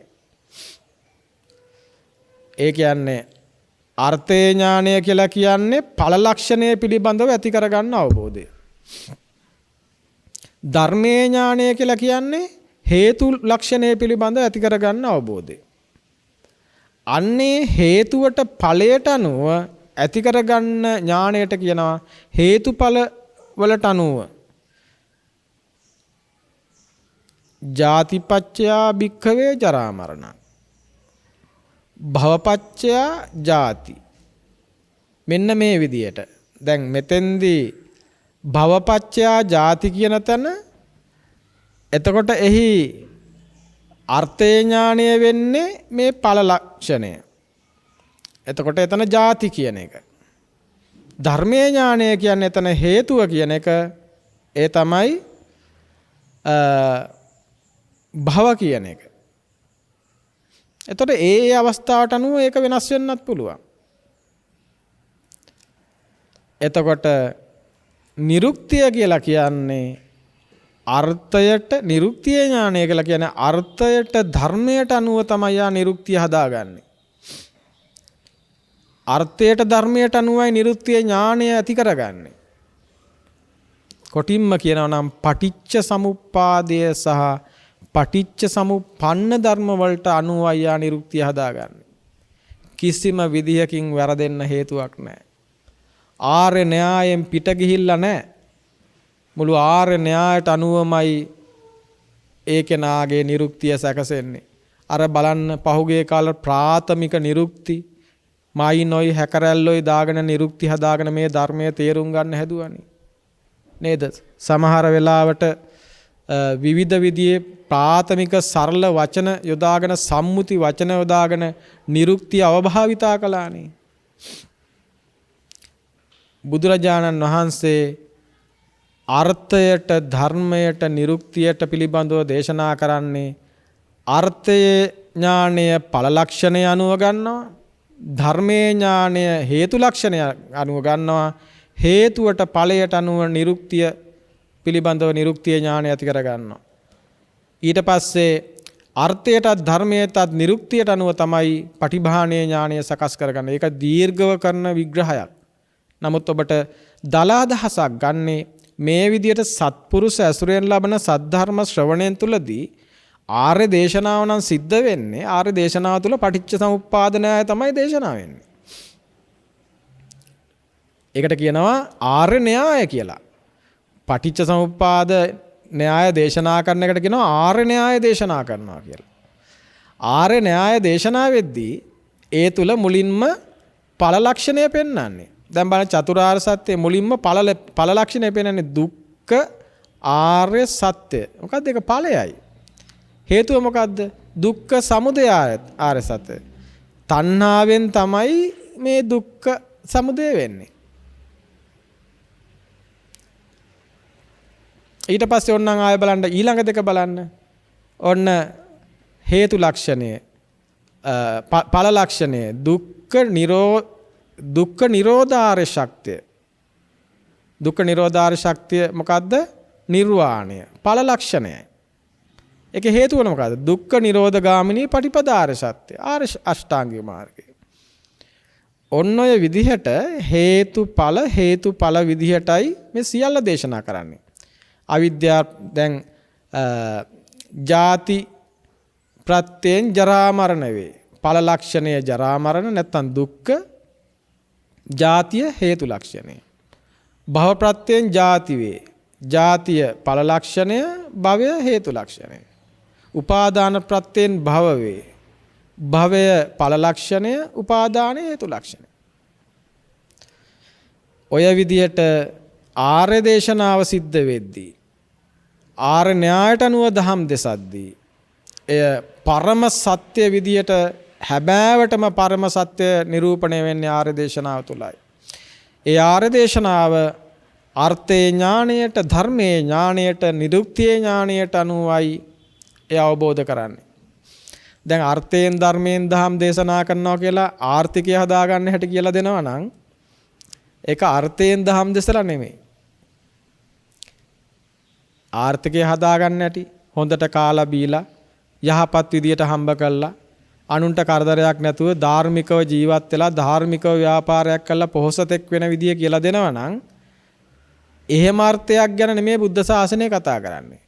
එතකොට සායනාංශ එහෙමනම් ඔය ව්‍යග්ගපජ්ජ සූත්‍රයේ සිංහාලෝ වාද සූත්‍රයේ ඒ වගේ කියලා තියෙන ඒ සම්මුති සත්‍යයෙන් කතා කරපු තැන්.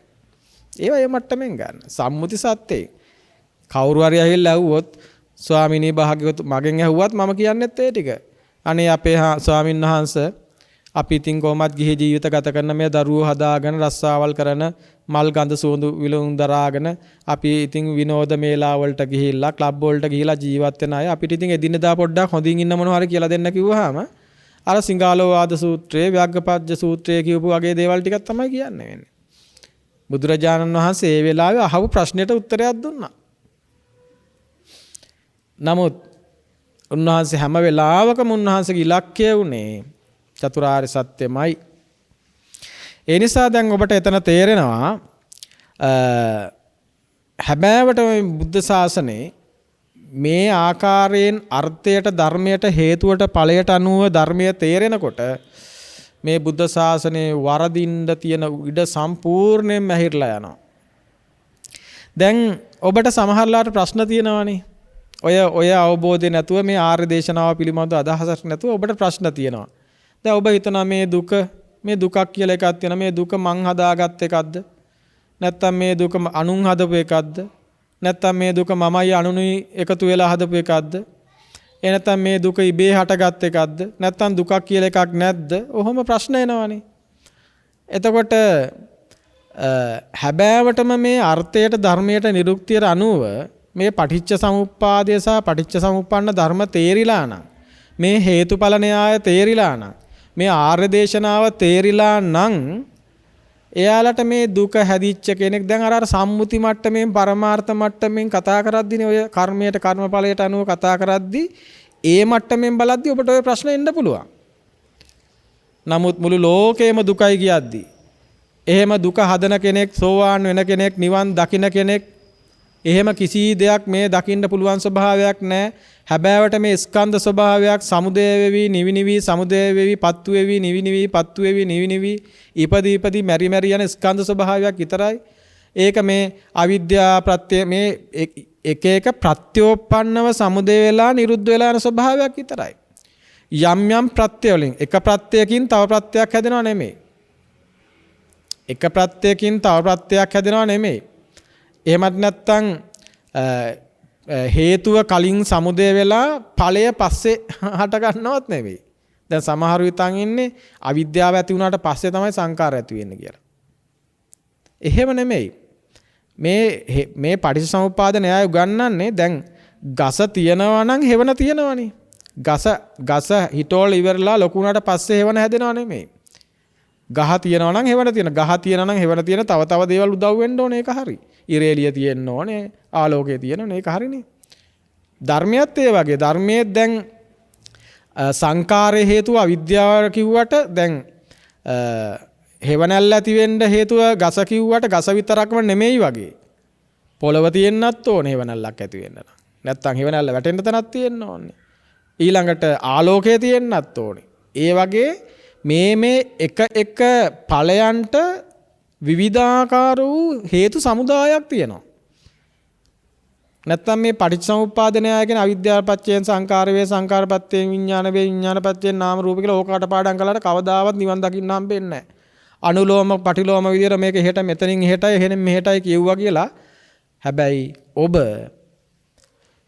කෙසේ අවිද්‍යාවෙන් සංකාර වන්නේද සංකාරයෙන් කෙසේ විඥාන වන්නේද නැත්තම් කෙසේ දුක්ඛ නිරෝධයෙන් ජාති නිරෝධ වන්නේද ජාති නිරෝධයෙන් භව නිරෝධ වන්නේද භව නිරෝධයෙන් උපාද අන්න ඔය ටික ඔබට අවබෝධ වුණොත් අන්න ඔබට මේ බුද්ධ ශාසනයේම අවබෝධ වුණා වගේ.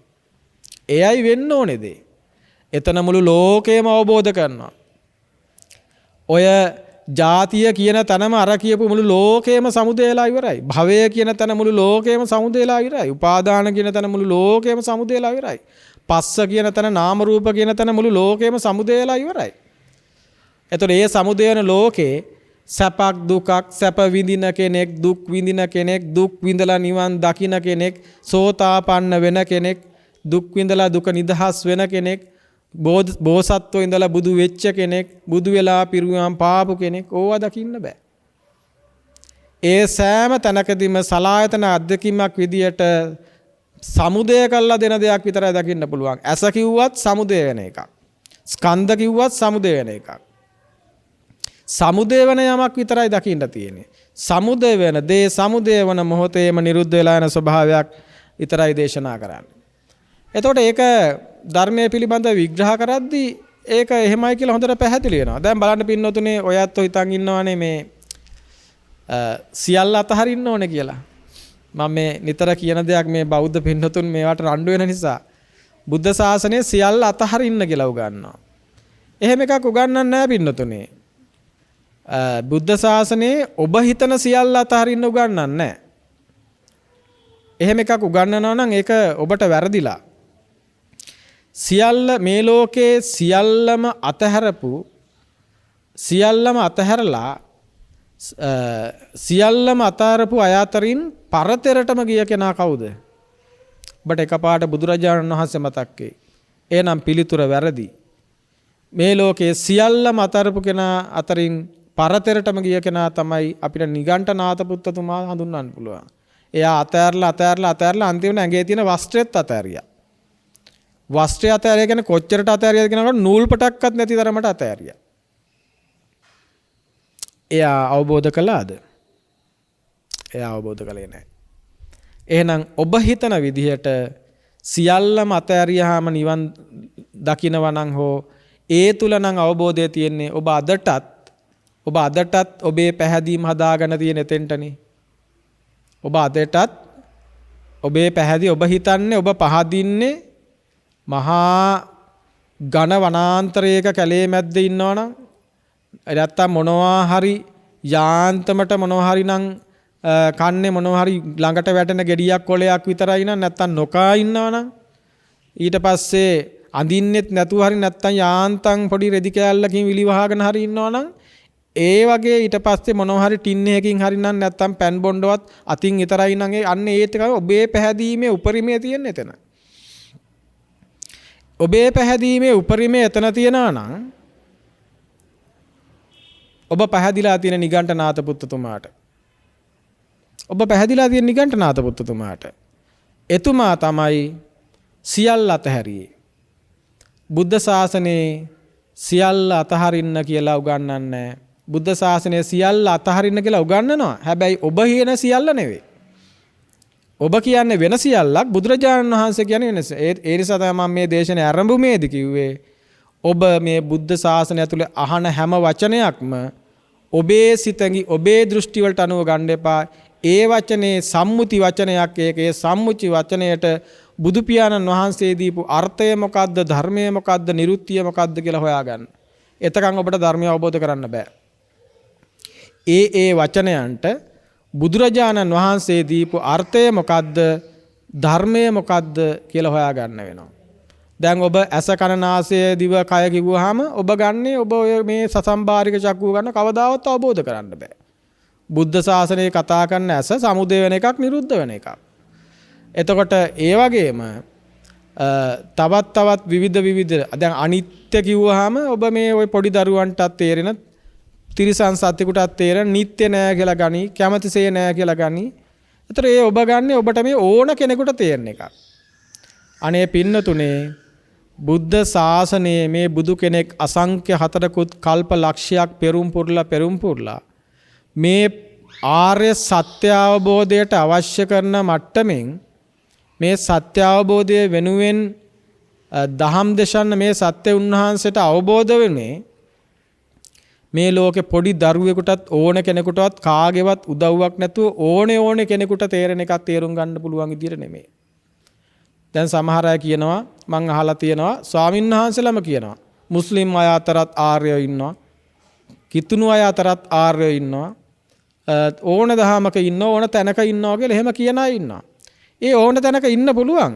හැබැයි ඕන තැනක ඉන්න පුළුවන් වෙන්නේ මේ බුදුරජාණන් වහන්සේගේ සත්පුරුෂ ඇසුරෙන් ලැබපු සද්ධර්ම ශ්‍රවණයකින් නම් එහෙම ඉන්න පුළුවන්. කිසිදා නොලබපු සත්පුරුෂ ඇසුරකින්, කිසිදා නොලබපු සද්ධර්ම ශ්‍රවණයකින් මේ කොහේවත් ලෝකයේ ආර්යෝ ඉන්න පුළුවන් විදිහක් නැහැ. ඒක තමයි සත්‍ය. ඒ නිසා දැන් මම ඔබට සිහිපත් කළේ, දැන් බුද්ධ ශාසනයත් කියනවානේ සියල්ල කියලා දේශනා කරන බුද්ධ ශාසනය සියල්ල කියලා දේශනා කරන සංයුත්ත නිකායේ තියෙන සබ්බ සූත්‍රය කියලා. සූත්‍රයත් එක්කම කියන්නකෝ. සංයුත්ත නිකායේ තියෙන සබ්බ සූත්‍රය කියලා. මහණෙනි මම සියල්ල දේශනා කරමි. අතොර දැන් ඔබට සියල්ල දේශනා කළා කිව්වා මේ සියල්ල. දැන් ඔබ ගන්න සියල්ල මොනවද? ගෙවල් දොරවල්, වතු පිටි, යාන වාහන, දරුවෝ, රත්තරන්, නිදි මුතුමැණික්, මේ තනතුරු නම්බු නාම නිරතල ඕවා තමයි ඔබේ සියල්ල. දැන් ඔබ අතහරින්න කියන්නේ ඒ සියල්ල. බුදුරජාණන් වහන්සේ මහණෙනි මම සියල්ල දේශනා කරමි. උන්වහන්සේ දේශනා කරන සියල්ල තමයි ඇස, කන, නාසය, දිව, කය, මන, රූප, ශබ්ද, ගන්ධ, රස, පහස ධම්ම. ඔන්න සියල්ල. බුද්ධ ශාසනයේ සියල්ල ඔච්චරයි.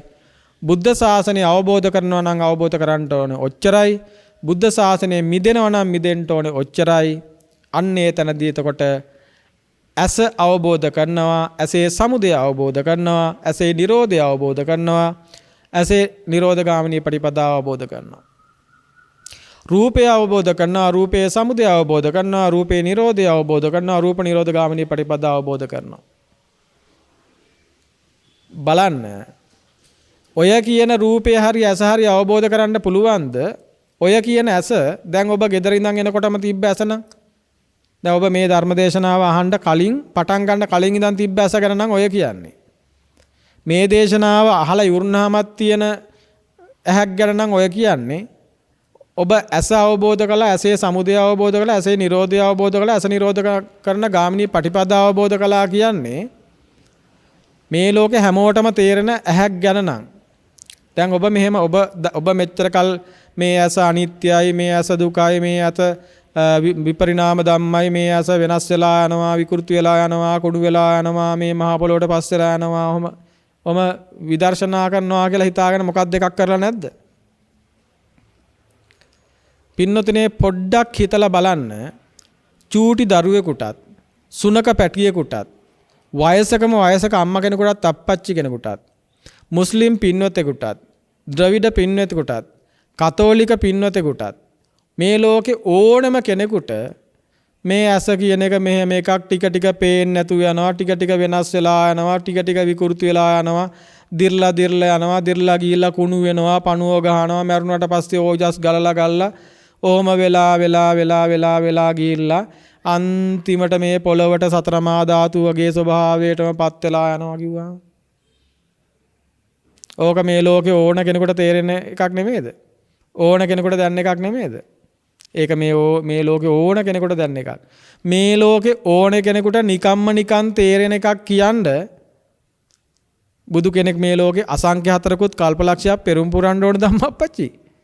අසංඛ්‍ය 4කුත් කල්පලක්ෂයක් පෙරම් පුරන්න ඕනේද? මේ ඇහැ කුණු වෙලා පොළොට පස් වෙලා යනවා කියන එක ගන්නන්නද බුදු කෙනෙක් මේ ලෝකේ පහළ වෙන්නේ? නිකන් හිතන්න කොහෙද මේ වැරදුනේ? ඔබ ඒ හැමෝටම තේරෙන දේ ඔබත් දන්න දේ ආයෙ තේරුම් ගන්න විදර්ශනා කරනවලු. මේ ඇස අනිත්‍යයිලු, මේක කුණු වෙනවලු, මේක ඉවර වෙලා යනවලු, මේක පණුව ගහනවලු, මේකේ ඕජස් ගන්නවලු, ඕම වෙලා පොළොට පස්. ඒක දැනගන්න පින්නතුනේ විදර්ශනා කරන්න ඕනේද?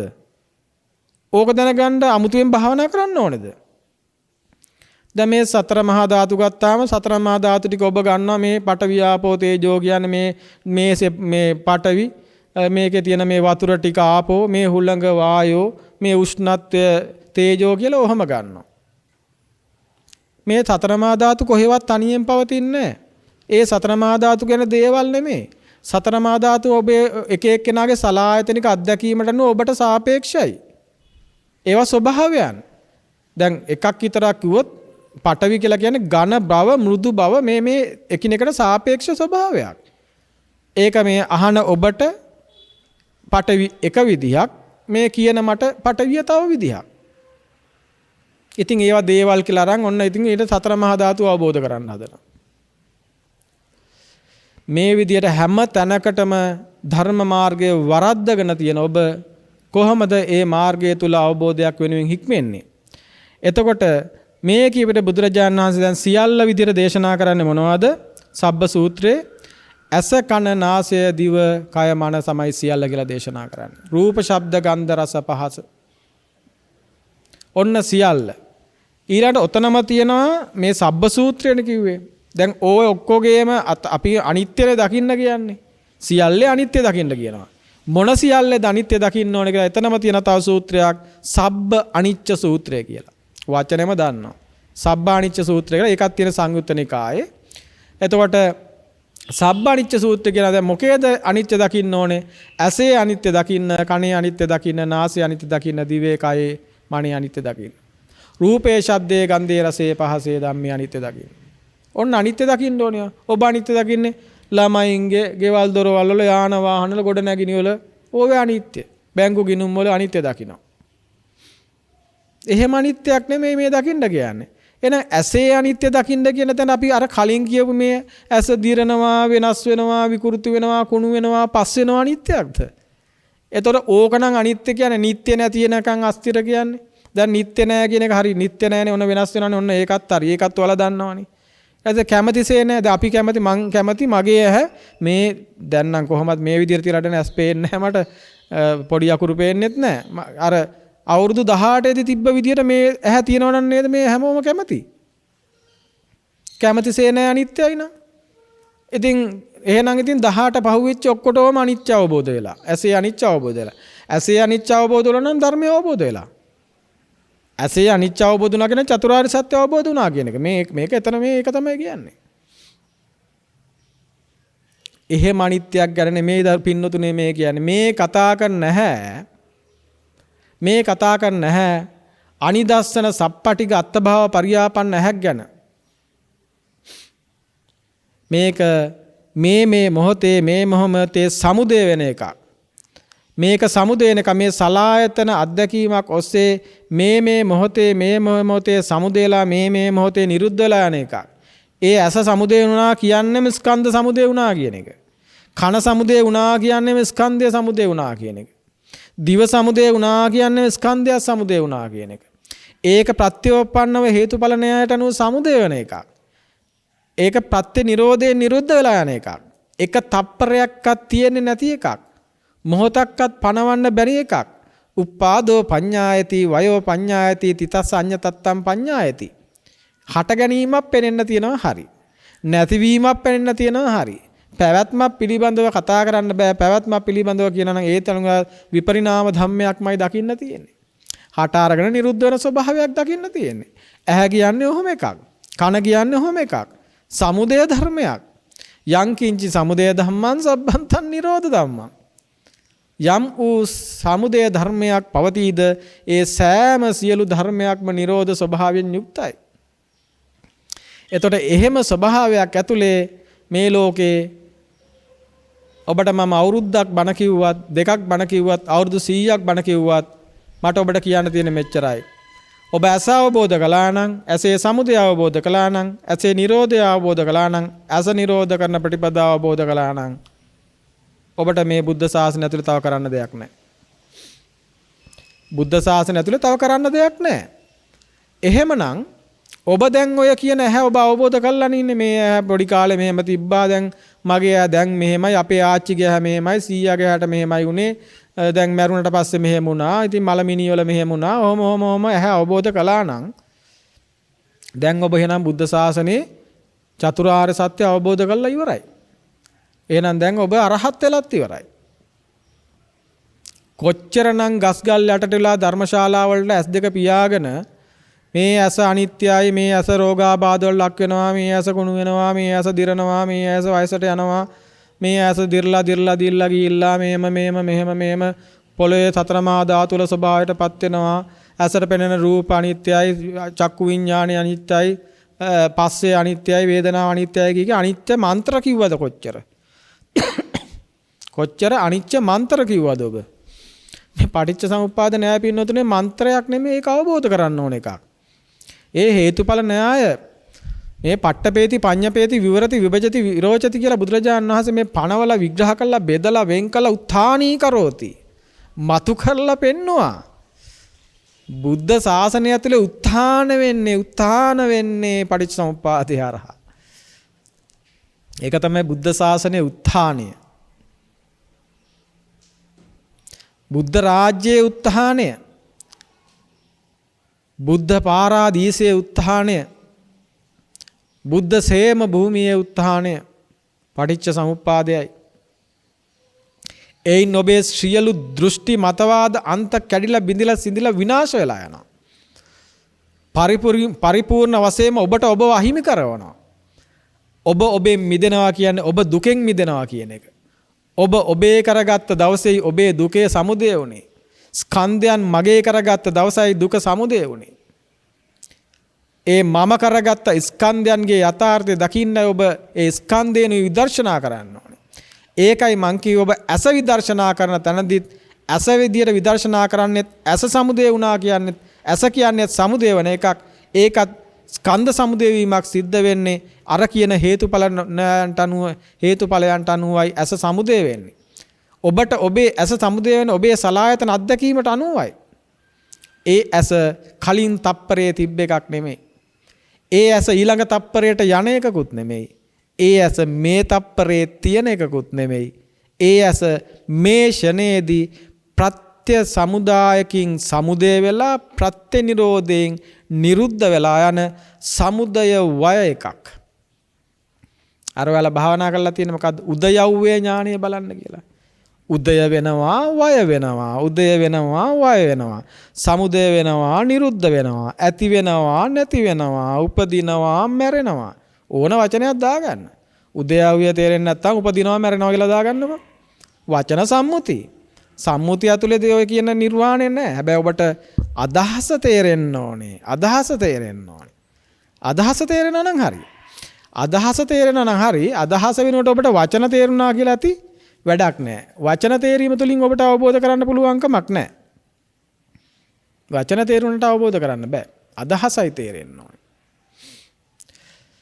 ඒ නිසා මේක මේ තව පැය ගාණක් මේ විදිහට අපි වරද්ද අපිට බුද්ධ ශාසනය වැරදිච්ච තැන්. එතකොට පින්නතුනේ දැන් මේ බුදුරජාණන් වහන්සේ දුක නැති කරන්න කියන්නේ දුක අවබෝධ කරන්නනේ කියන්නේ. එතකොට දුක අවබෝධ කරන්න නම් එතකොට ඔබට ඇස කියන තැනදී දුක තමයි දකින්න පුළුවන් වෙන්න ඕනේ. එතකොට ඇත්තටම දුක්ඛ ලක්ෂණය දකින්නේ පංච උපාදානස්කන්ධේ. එතකොට මේ පංච උපාදානස්කන්ධය ඇස සමුදය වෙන තැනදිත් ඒ ස්කන්ධයන් නම් සමුදය වෙන්නේ. එතකොට දුක්ඛාරය සත්‍ය විදියට බුද්ධ ශාසනය උගන්වන්නේ පංච උපාදානස්කන්ධයයි. ඒ දුක්ඛාරය සත්‍ය පංච උපාදානස්කන්ධය නැත්නම් ඒක දුක පිරිසිඳ දැක්කා කියලා කියන්නේ ඔබට පිරිසිඳ දකින්න තියෙන මේ ලෝක වෙන මොකුත් නෙමෙයි. පංච උපාදානස්කන්ධයයි පිරිසිඳ දකින්න තියෙන්නේ. පංච උපාදානස්කන්ධයයි පිරිසිඳ දකින්න තියෙන්නේ. පංච උපාදානස්කන්ධය පිරිසිඳ දකිනවා රූප වේදනා සංඥා සංකාර විඥාන. මේ රූප වේදනා සංඥා සංකාර කියන මේ ස්කන්ධ රූපස්කන්ධය වේදනාස්කන්ධය සංඥාස්කන්ධය සංකාරස්කන්ධය විඥානස්කන්ධය මේක දිය බුබුලක් වගේ පෙන පිඬක් වගේ කෙහෙල් බොඩයක් වගේ මායාවක් වගේ විඥානය මිරිඟුවක් වගේ මෙහෙම මිරිඟුව මේ මායාව ගඩුවක් වගේ හුලක් වගේ දදයක් වගේ කුෂ්ඨයක් වගේ පීඩාවක් වගේ මඩ ගොඩක් වගේ අසූචි වගේ පෙළෙන ස්වභාවයෙන් යුක්තයි මේක අනිත්‍යයි දුක්ඛයි සංකතයි විපරිණාම ධම්මයි වය ධම්මයි කය ධම්මයි විරාග ධම්මයි නිරෝධ ධම්මයි ඔය වචන පින්නතුනේ පාළි වුණාට ඔය ඇත්තෝ දන්නවා මේ වචන වලින් කිව්වේ මොකද්ද කියලා ඔක්කොම ටික එකතු කරලා මේ අසූචි වගේ තිබ්බ මේ ටික මම කියලා ගන්නවද පින්නතුනේ දද කුෂ්ඨ මඩ ගොඩවල් අසූචි මායාව බොරුව වංචාව මිරිඟුව ගෙදර ගිහින් තියාගන්නවද වසඟේ තියාගන්නවද අයිතියේ තියාගන්නවද මගේ කියලා තියාගන්නවද අපේ කියලා තියාගන්නවද රැක ගන්න මරා ගන්නවද රැක ගන්න දඟලනවද රැක ගන්න දුක් විඳිනවද තියාගන්න ඕනේද පින්නතුනේ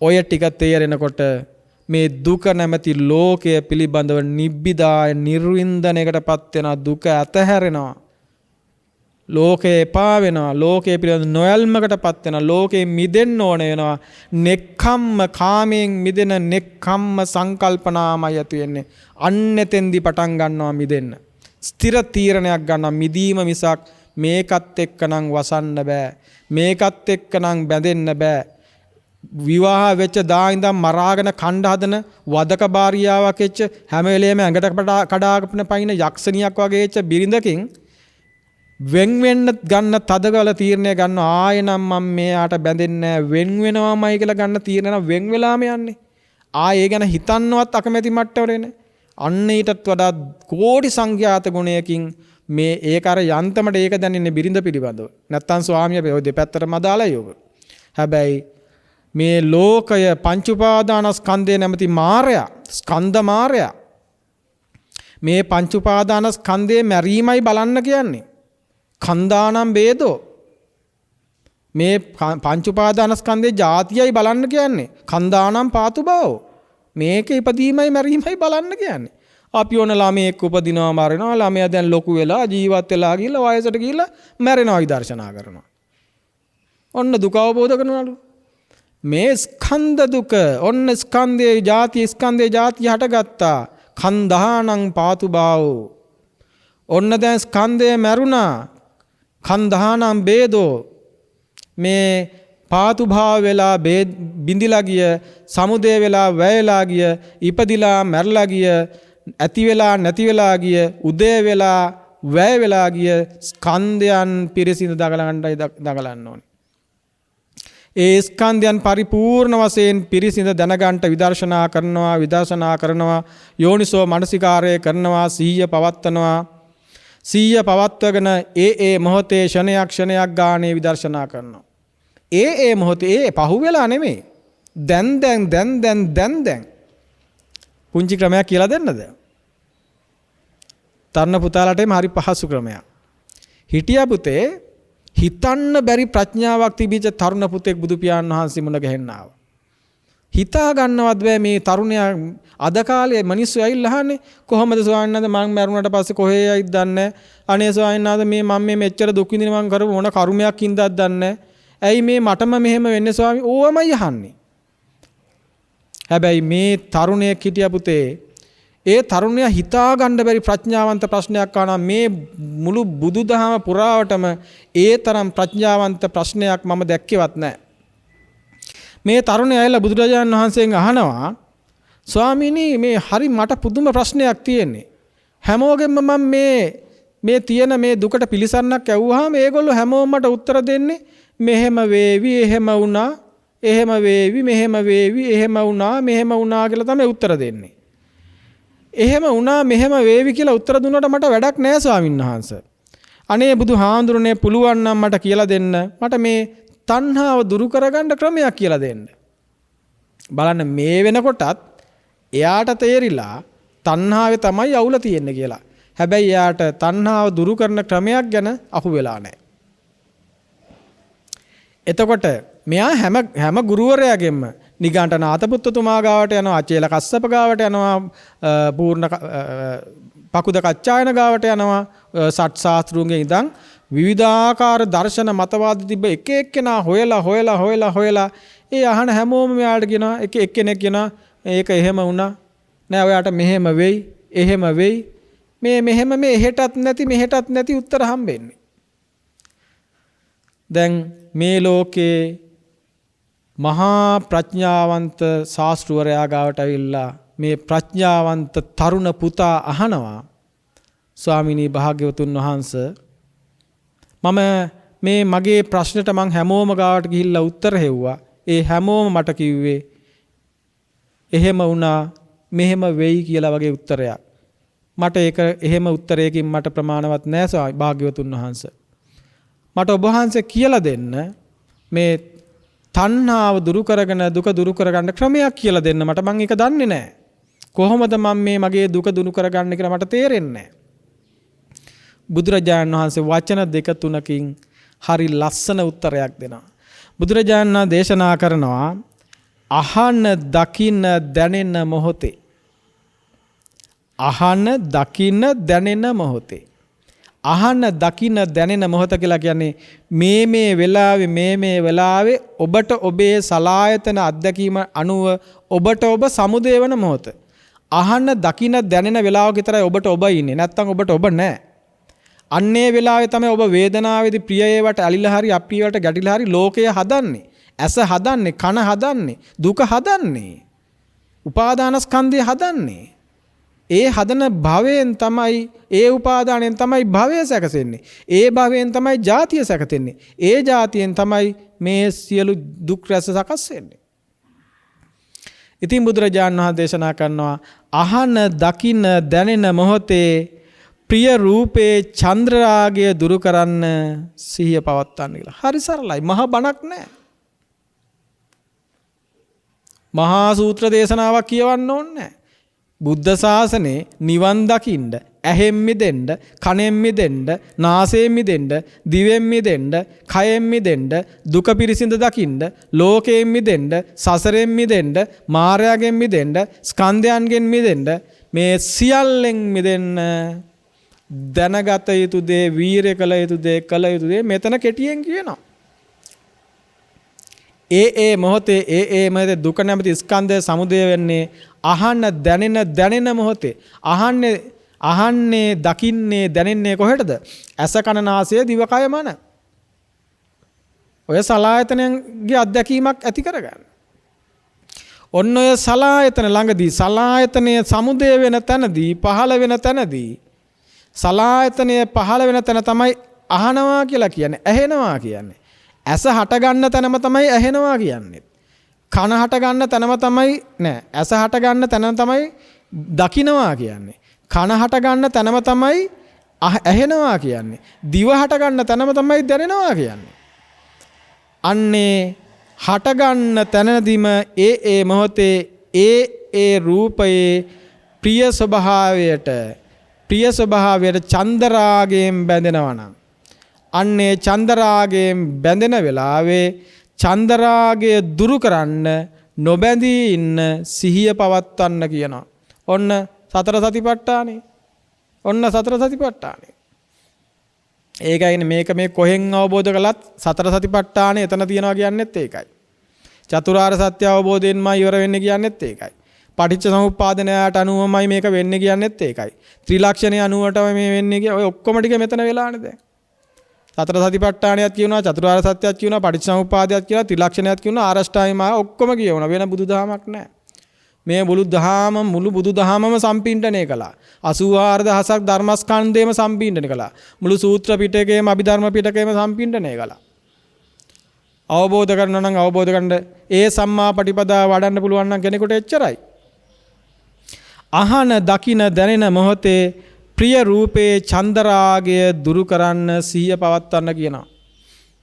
එතකොට සති කායේ කායानुපස්සී විරති ආතාපි සම්පජාන සතිමා විනේ ලෝක අවිද්‍යාව. චිත්තේ චිත්තානුපස්සී ධම්මේ ධම්මානුපස්සී ආතාපි කෙලස්තවන වීරයෙන් සතිමා සිහියෙන් සම්පජානෝ. මනානුවණ තියෙන්න ඕනේ කොහොමද මේ රූපය කොහොම එකක්ද වේදනාව කොහොම එකක්ද ඊළඟට මේ ඇස කන නාසය කොහොම එකක්ද ඒ නුවණ තියෙන්න ඕනේ. ඒ නුවණ තියෙන කෙනා තමයි ඒ නුවණින් තමයි විදර්ශනා කරන්නේ. ඒ විදියට විදර්ශනා නුවණින් අහන දකින දැනෙන මොහොතේ ඒ ප්‍රිය රූපේ එතකොට ඒ රූපවල ප්‍රියභාවය නැහැ. හොඳේ රූපවල ප්‍රියභාවය නැහැ. රූපවල ඇලෙන්ඩ ඇතිවන හේතුව කියන රූපවල තියෙන රසයක් තියෙන රූප රසයක්. රූප රසය ශබ්ද රසය කියලා ගන්න. අන්නේ රූප රසයටයි ඇලෙන්නේ මේ. නැත්තම් දැන් කෝපි එකක් බොන්න ගත්තාම කෝපි බොන්න ප්ලාස්ටික් කෝපයි පොල් කටුයි දාස් ගණන් වටින වීදුරුවේ තියලා තිබ්බහම එතකොට අපි දාස් ගණන් වටින වීදුරු වලමනේ බොන්න හොයන්නේ. අපි කෝපියගේ රස විඳින්නේ නැහැ. කෝප්පෙන් රස විඳින්න හොයනවා. ඇත්තටම ඒ කෝපි වලත් ඒ රසය නැහැ. මුලින්ම කෝප්පේ රසය නැහැ. ඒක තමයි සම්මුති කතන්දරේ. අපි කෝප් වල රසය කෝප් එකතු කරන්නේ වැඩි හරියක්. කෝපි එක රස විඳින්න පොල් කට්ටේ පුළුවන්, ප්ලාස්ටික් කෝප්පේ පුළුවන්, වීදුරු එකෙත් පුළුවන්. නමුත් අපි කෝපි රස විඳින්න ඕනේ අපි කෝපි රස විඳිනවා වෙනුවට කෝප්ප රස විඳින්න හොයනවා. ඒක ප්‍රාථමික කාරණාව. එතනින් එහාට කෝපි වලත් නෙමෙයි රසය තියෙන. සංකප්ප රාගෝ පුරිසස්කාමෝ. මේ සංකල්පිත රාගමේ තෙමේ තමයි කාමයේ වෙන්නේ. එතකොට ඒ රූප, ශබ්ද, ගන්ධ, රසවල ඒ හැම රූපයකම හැම ශබ්දයකම රසයක් තියෙනවා. ශබ්දයකත් රසයක් නැහැ. රූප රසයටයි මේ ඇලෙන්නේ. ශබ්ද රසයටයි ඇලෙන්නේ. ගන්ධ රසයටයි ඇලෙන්නේ. රසයටයි ඇලෙන්නේ. අන්න ඒ ස්වභාවයට ඇලෙන ස්වභාවය තියෙන්නේ. අන්නේ රසය අර ඇලෙන්න හේතු වෙන ස්වභාවය. අර සංකල්පීමය වශයෙන් ගොඩනගාගත්ත හදාගත් එක. අන්න ඒකටයි ඇලෙන්නේ. අන්නේ චන්දරාගයයි දුරු කරන්න කියන්නේ ඒ චන්දරාගය දුරු කරමින් ඔබ හික්මුණොත් මේ මොහොතේ හික්මුණොත් දැන් හික්මුණොත් වහා හික්මුණොත් මේ මොහොතේ ඉඳන්ම හික්මුණොත් මේ මොහොතේ යතා කායෝ පනිහිතෝ තතානම් පජානාති. ඒ කයට විතරක් නෙමේ වේදනාවට විතරක් නෙමේ සිතට විතරක් නෙමේ ධර්මයට විතරක් නෙමේ සියලු තැන්වල අපි ඒක ස්කන්ධයට දාගත්තොත් ඒ වෙලාවේ ඒ විදියට දැනගනිමින් විදර්ශනා කරගෙන හිටියොත් ආයෙත් කියනවා අහන දකින දැනෙන සෑම මොහොතකම ප්‍රිය රූපයේ චන්දරාගය දුරු කරමින් වාසය කරනවා. ඔන්න අප්‍රිය රූපයේ පටිඝානුසය දුරු කරමින් වාසය කරනවා. ප්‍රිය රූපයේ චන්දරාගය දුරු කරමින් වාසය කරනවා. අප්‍රිය රූපයේ පටිඝානුසය දුරු කරමින් වාසය කරනවා. ඊළඟට ඒ විදියට උපේක්ෂාවේ අවිජ්ජානුසය දුරු කරමින් වාසය කරනවා.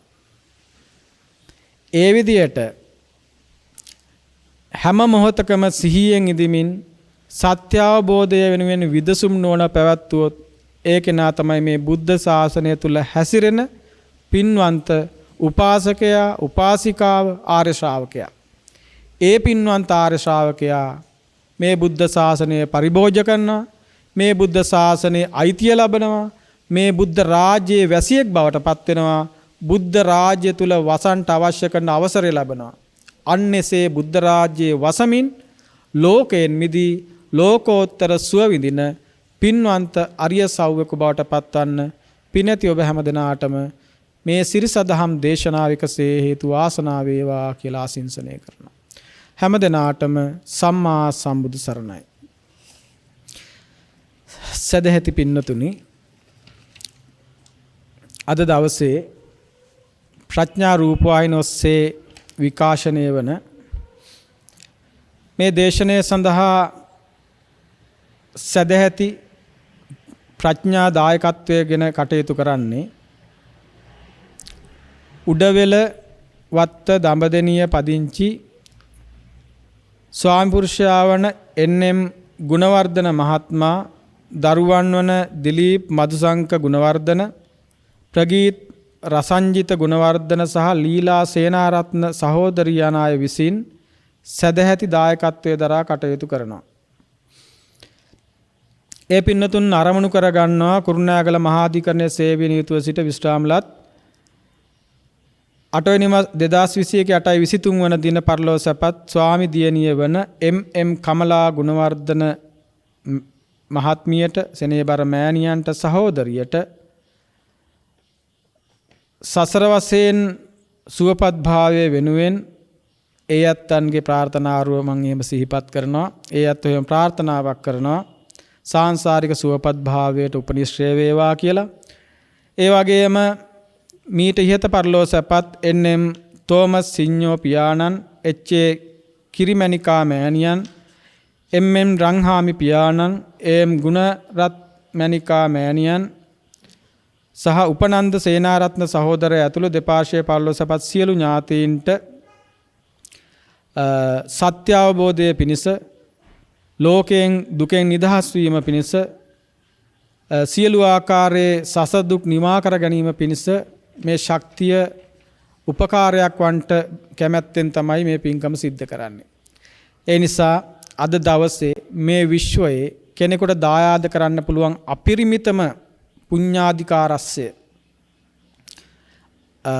අපරිමිත වූ මහා බලාධිකාරස්ය අද දවසේ මේ පින්වතුන් විසින් මේ දන් දෙන්නට කටයුතු කරන්නේ. එන්.එම්. ගුණවර්ධන මහත්මයා, දිලීප් මදුසංක මහත්මයා, ප්‍රගීත් රසංජිත මහත්මයා, ලීලා සේනාරත්න මහත්මිය ඇතුළු මේ හැමදෙනාම අද දවසේ ඒ තරම් බල සම්පන්න පුණ්‍ය ශක්තියක් මුළු විශ්වයටම මුදා හැරියා. දෙවියන්ට මිනිසුන්ට දන් දුන්නා. අවිද්‍යා අන්ධකාරය දුරු කළා. සත්‍ය අවබෝධයේ අරුණළු උදා කරවන්නට අවශ්‍ය කරන ශක්තියක් විසිරුවා හැරියා. එවැනි ශක්තියින් විසිරුවා හරිද්දි අනුරූපී විපාක විදිහට පරමාර්ථ මට්ටමින් කතා කරද්දී ඒ අනුරූපී විපාක ඒ අනිත් ඒ පුද දෙන අයට, විසිරුවා හරින අයට සත්‍ය අවබෝධයට අවශ්‍ය ධර්මතා විසිරුවා හරිද්දි ඒ විසිරුවා හරින්න උදව් කරන අයටත් ඒ සත්‍ය අවබෝධයට උපනිශ්‍රේ වෙන ආකාරයට ඒ ශක්තිය සැකසෙනවා. ඒ නිසා ඒ දහම් ඖෂධය, ධර්ම රත්නය අද දවසේ මෙසේ තිලින කරමින් උපදවාගත් සියලු පුණ්‍ය ශක්තිය ඒ එන්.එම්. ගුණවර්ධන මැතිතුමා ප්‍රමුඛ දරුවන්ට, දරු මුණුපුරන්ට, සහෝදරිය ඇතුළු හැමදෙනාටම එකසේ හේතු වේවා, වාසනාව වේවා. ඔබ හැමදෙනාටම මේ බුද්ධ ශාසනය පරිභෝජනය කරමින් සත්‍ය අවබෝධයෙන් සසර දුක් කෙලවර කොට උතුම් වූ නිර්වාණ සුවය සාක්ෂාත් කර ගන්නටම මේ සියල්ල එකසේ උපනිශ්‍රේ වේවා කියලා ආශිංසනය කරනවා. විශේෂ වශයෙන් ඒ මිය පරලොව ගිය සෙනෙහබර ස්වාමි දියණිය වන එම්.එම්. කමලා ගුණවර්ධන මැතිණියන්ට, සෙනෙහබර මෑණියන්ට, සහෝදරියට, ඒ වගේම එන්.එම්.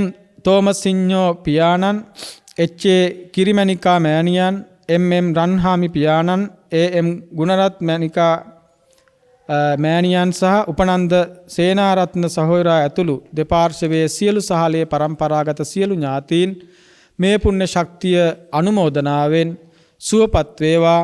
මේ බුද්ධ ශාසනය තුලින් සසරේ දුක් කෙලවරකට ලබන්න පුළුවන් උපරිම ශාන්ති සුන්දර නිර්වාණ සුවය සාක්ෂාත් කර ගන්නට මේ සියල්ල ඒ ඇත්තන්ටත් උපනිශ්‍රය වේවා, නිවනින් නිවේවා කියන අදහසින් සාදුනාදයක් පවත්වන්න. සියලු දෙවියෝත් මේ පින් අනුමෝදන් වේවා, දෙවියෝත් නිවනින් සැනසේවා කියන අදහසින් දෙවියන්ට පින් දෙමු. ආකාසට්ඨා ච බුම්මට්ඨා දේවා නාග මහිද්దికා පුඤ්ඤන්තං අනුමෝදිත්වා චිරන් රක්칸තු ශාසනං චිරන් රක්칸තු දේශනං චිරන් රක්칸තු ත්වං සදාති. දස බල බුදුන්නම් සෙල් මුදුනතින් මතු නිවන්නම් මහා සමුදුර කෙලවර කොට ඇති දසතින්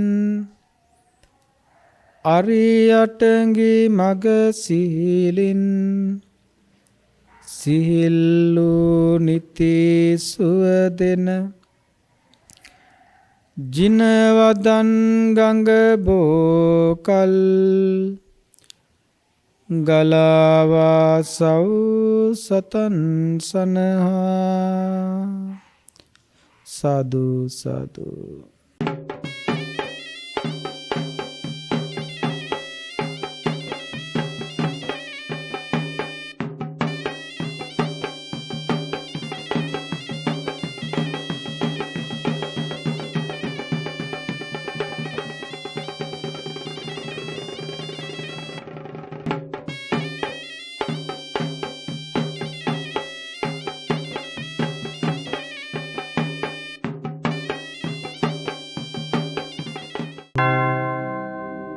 මෝහක්ඛයෝ නිබ්බානං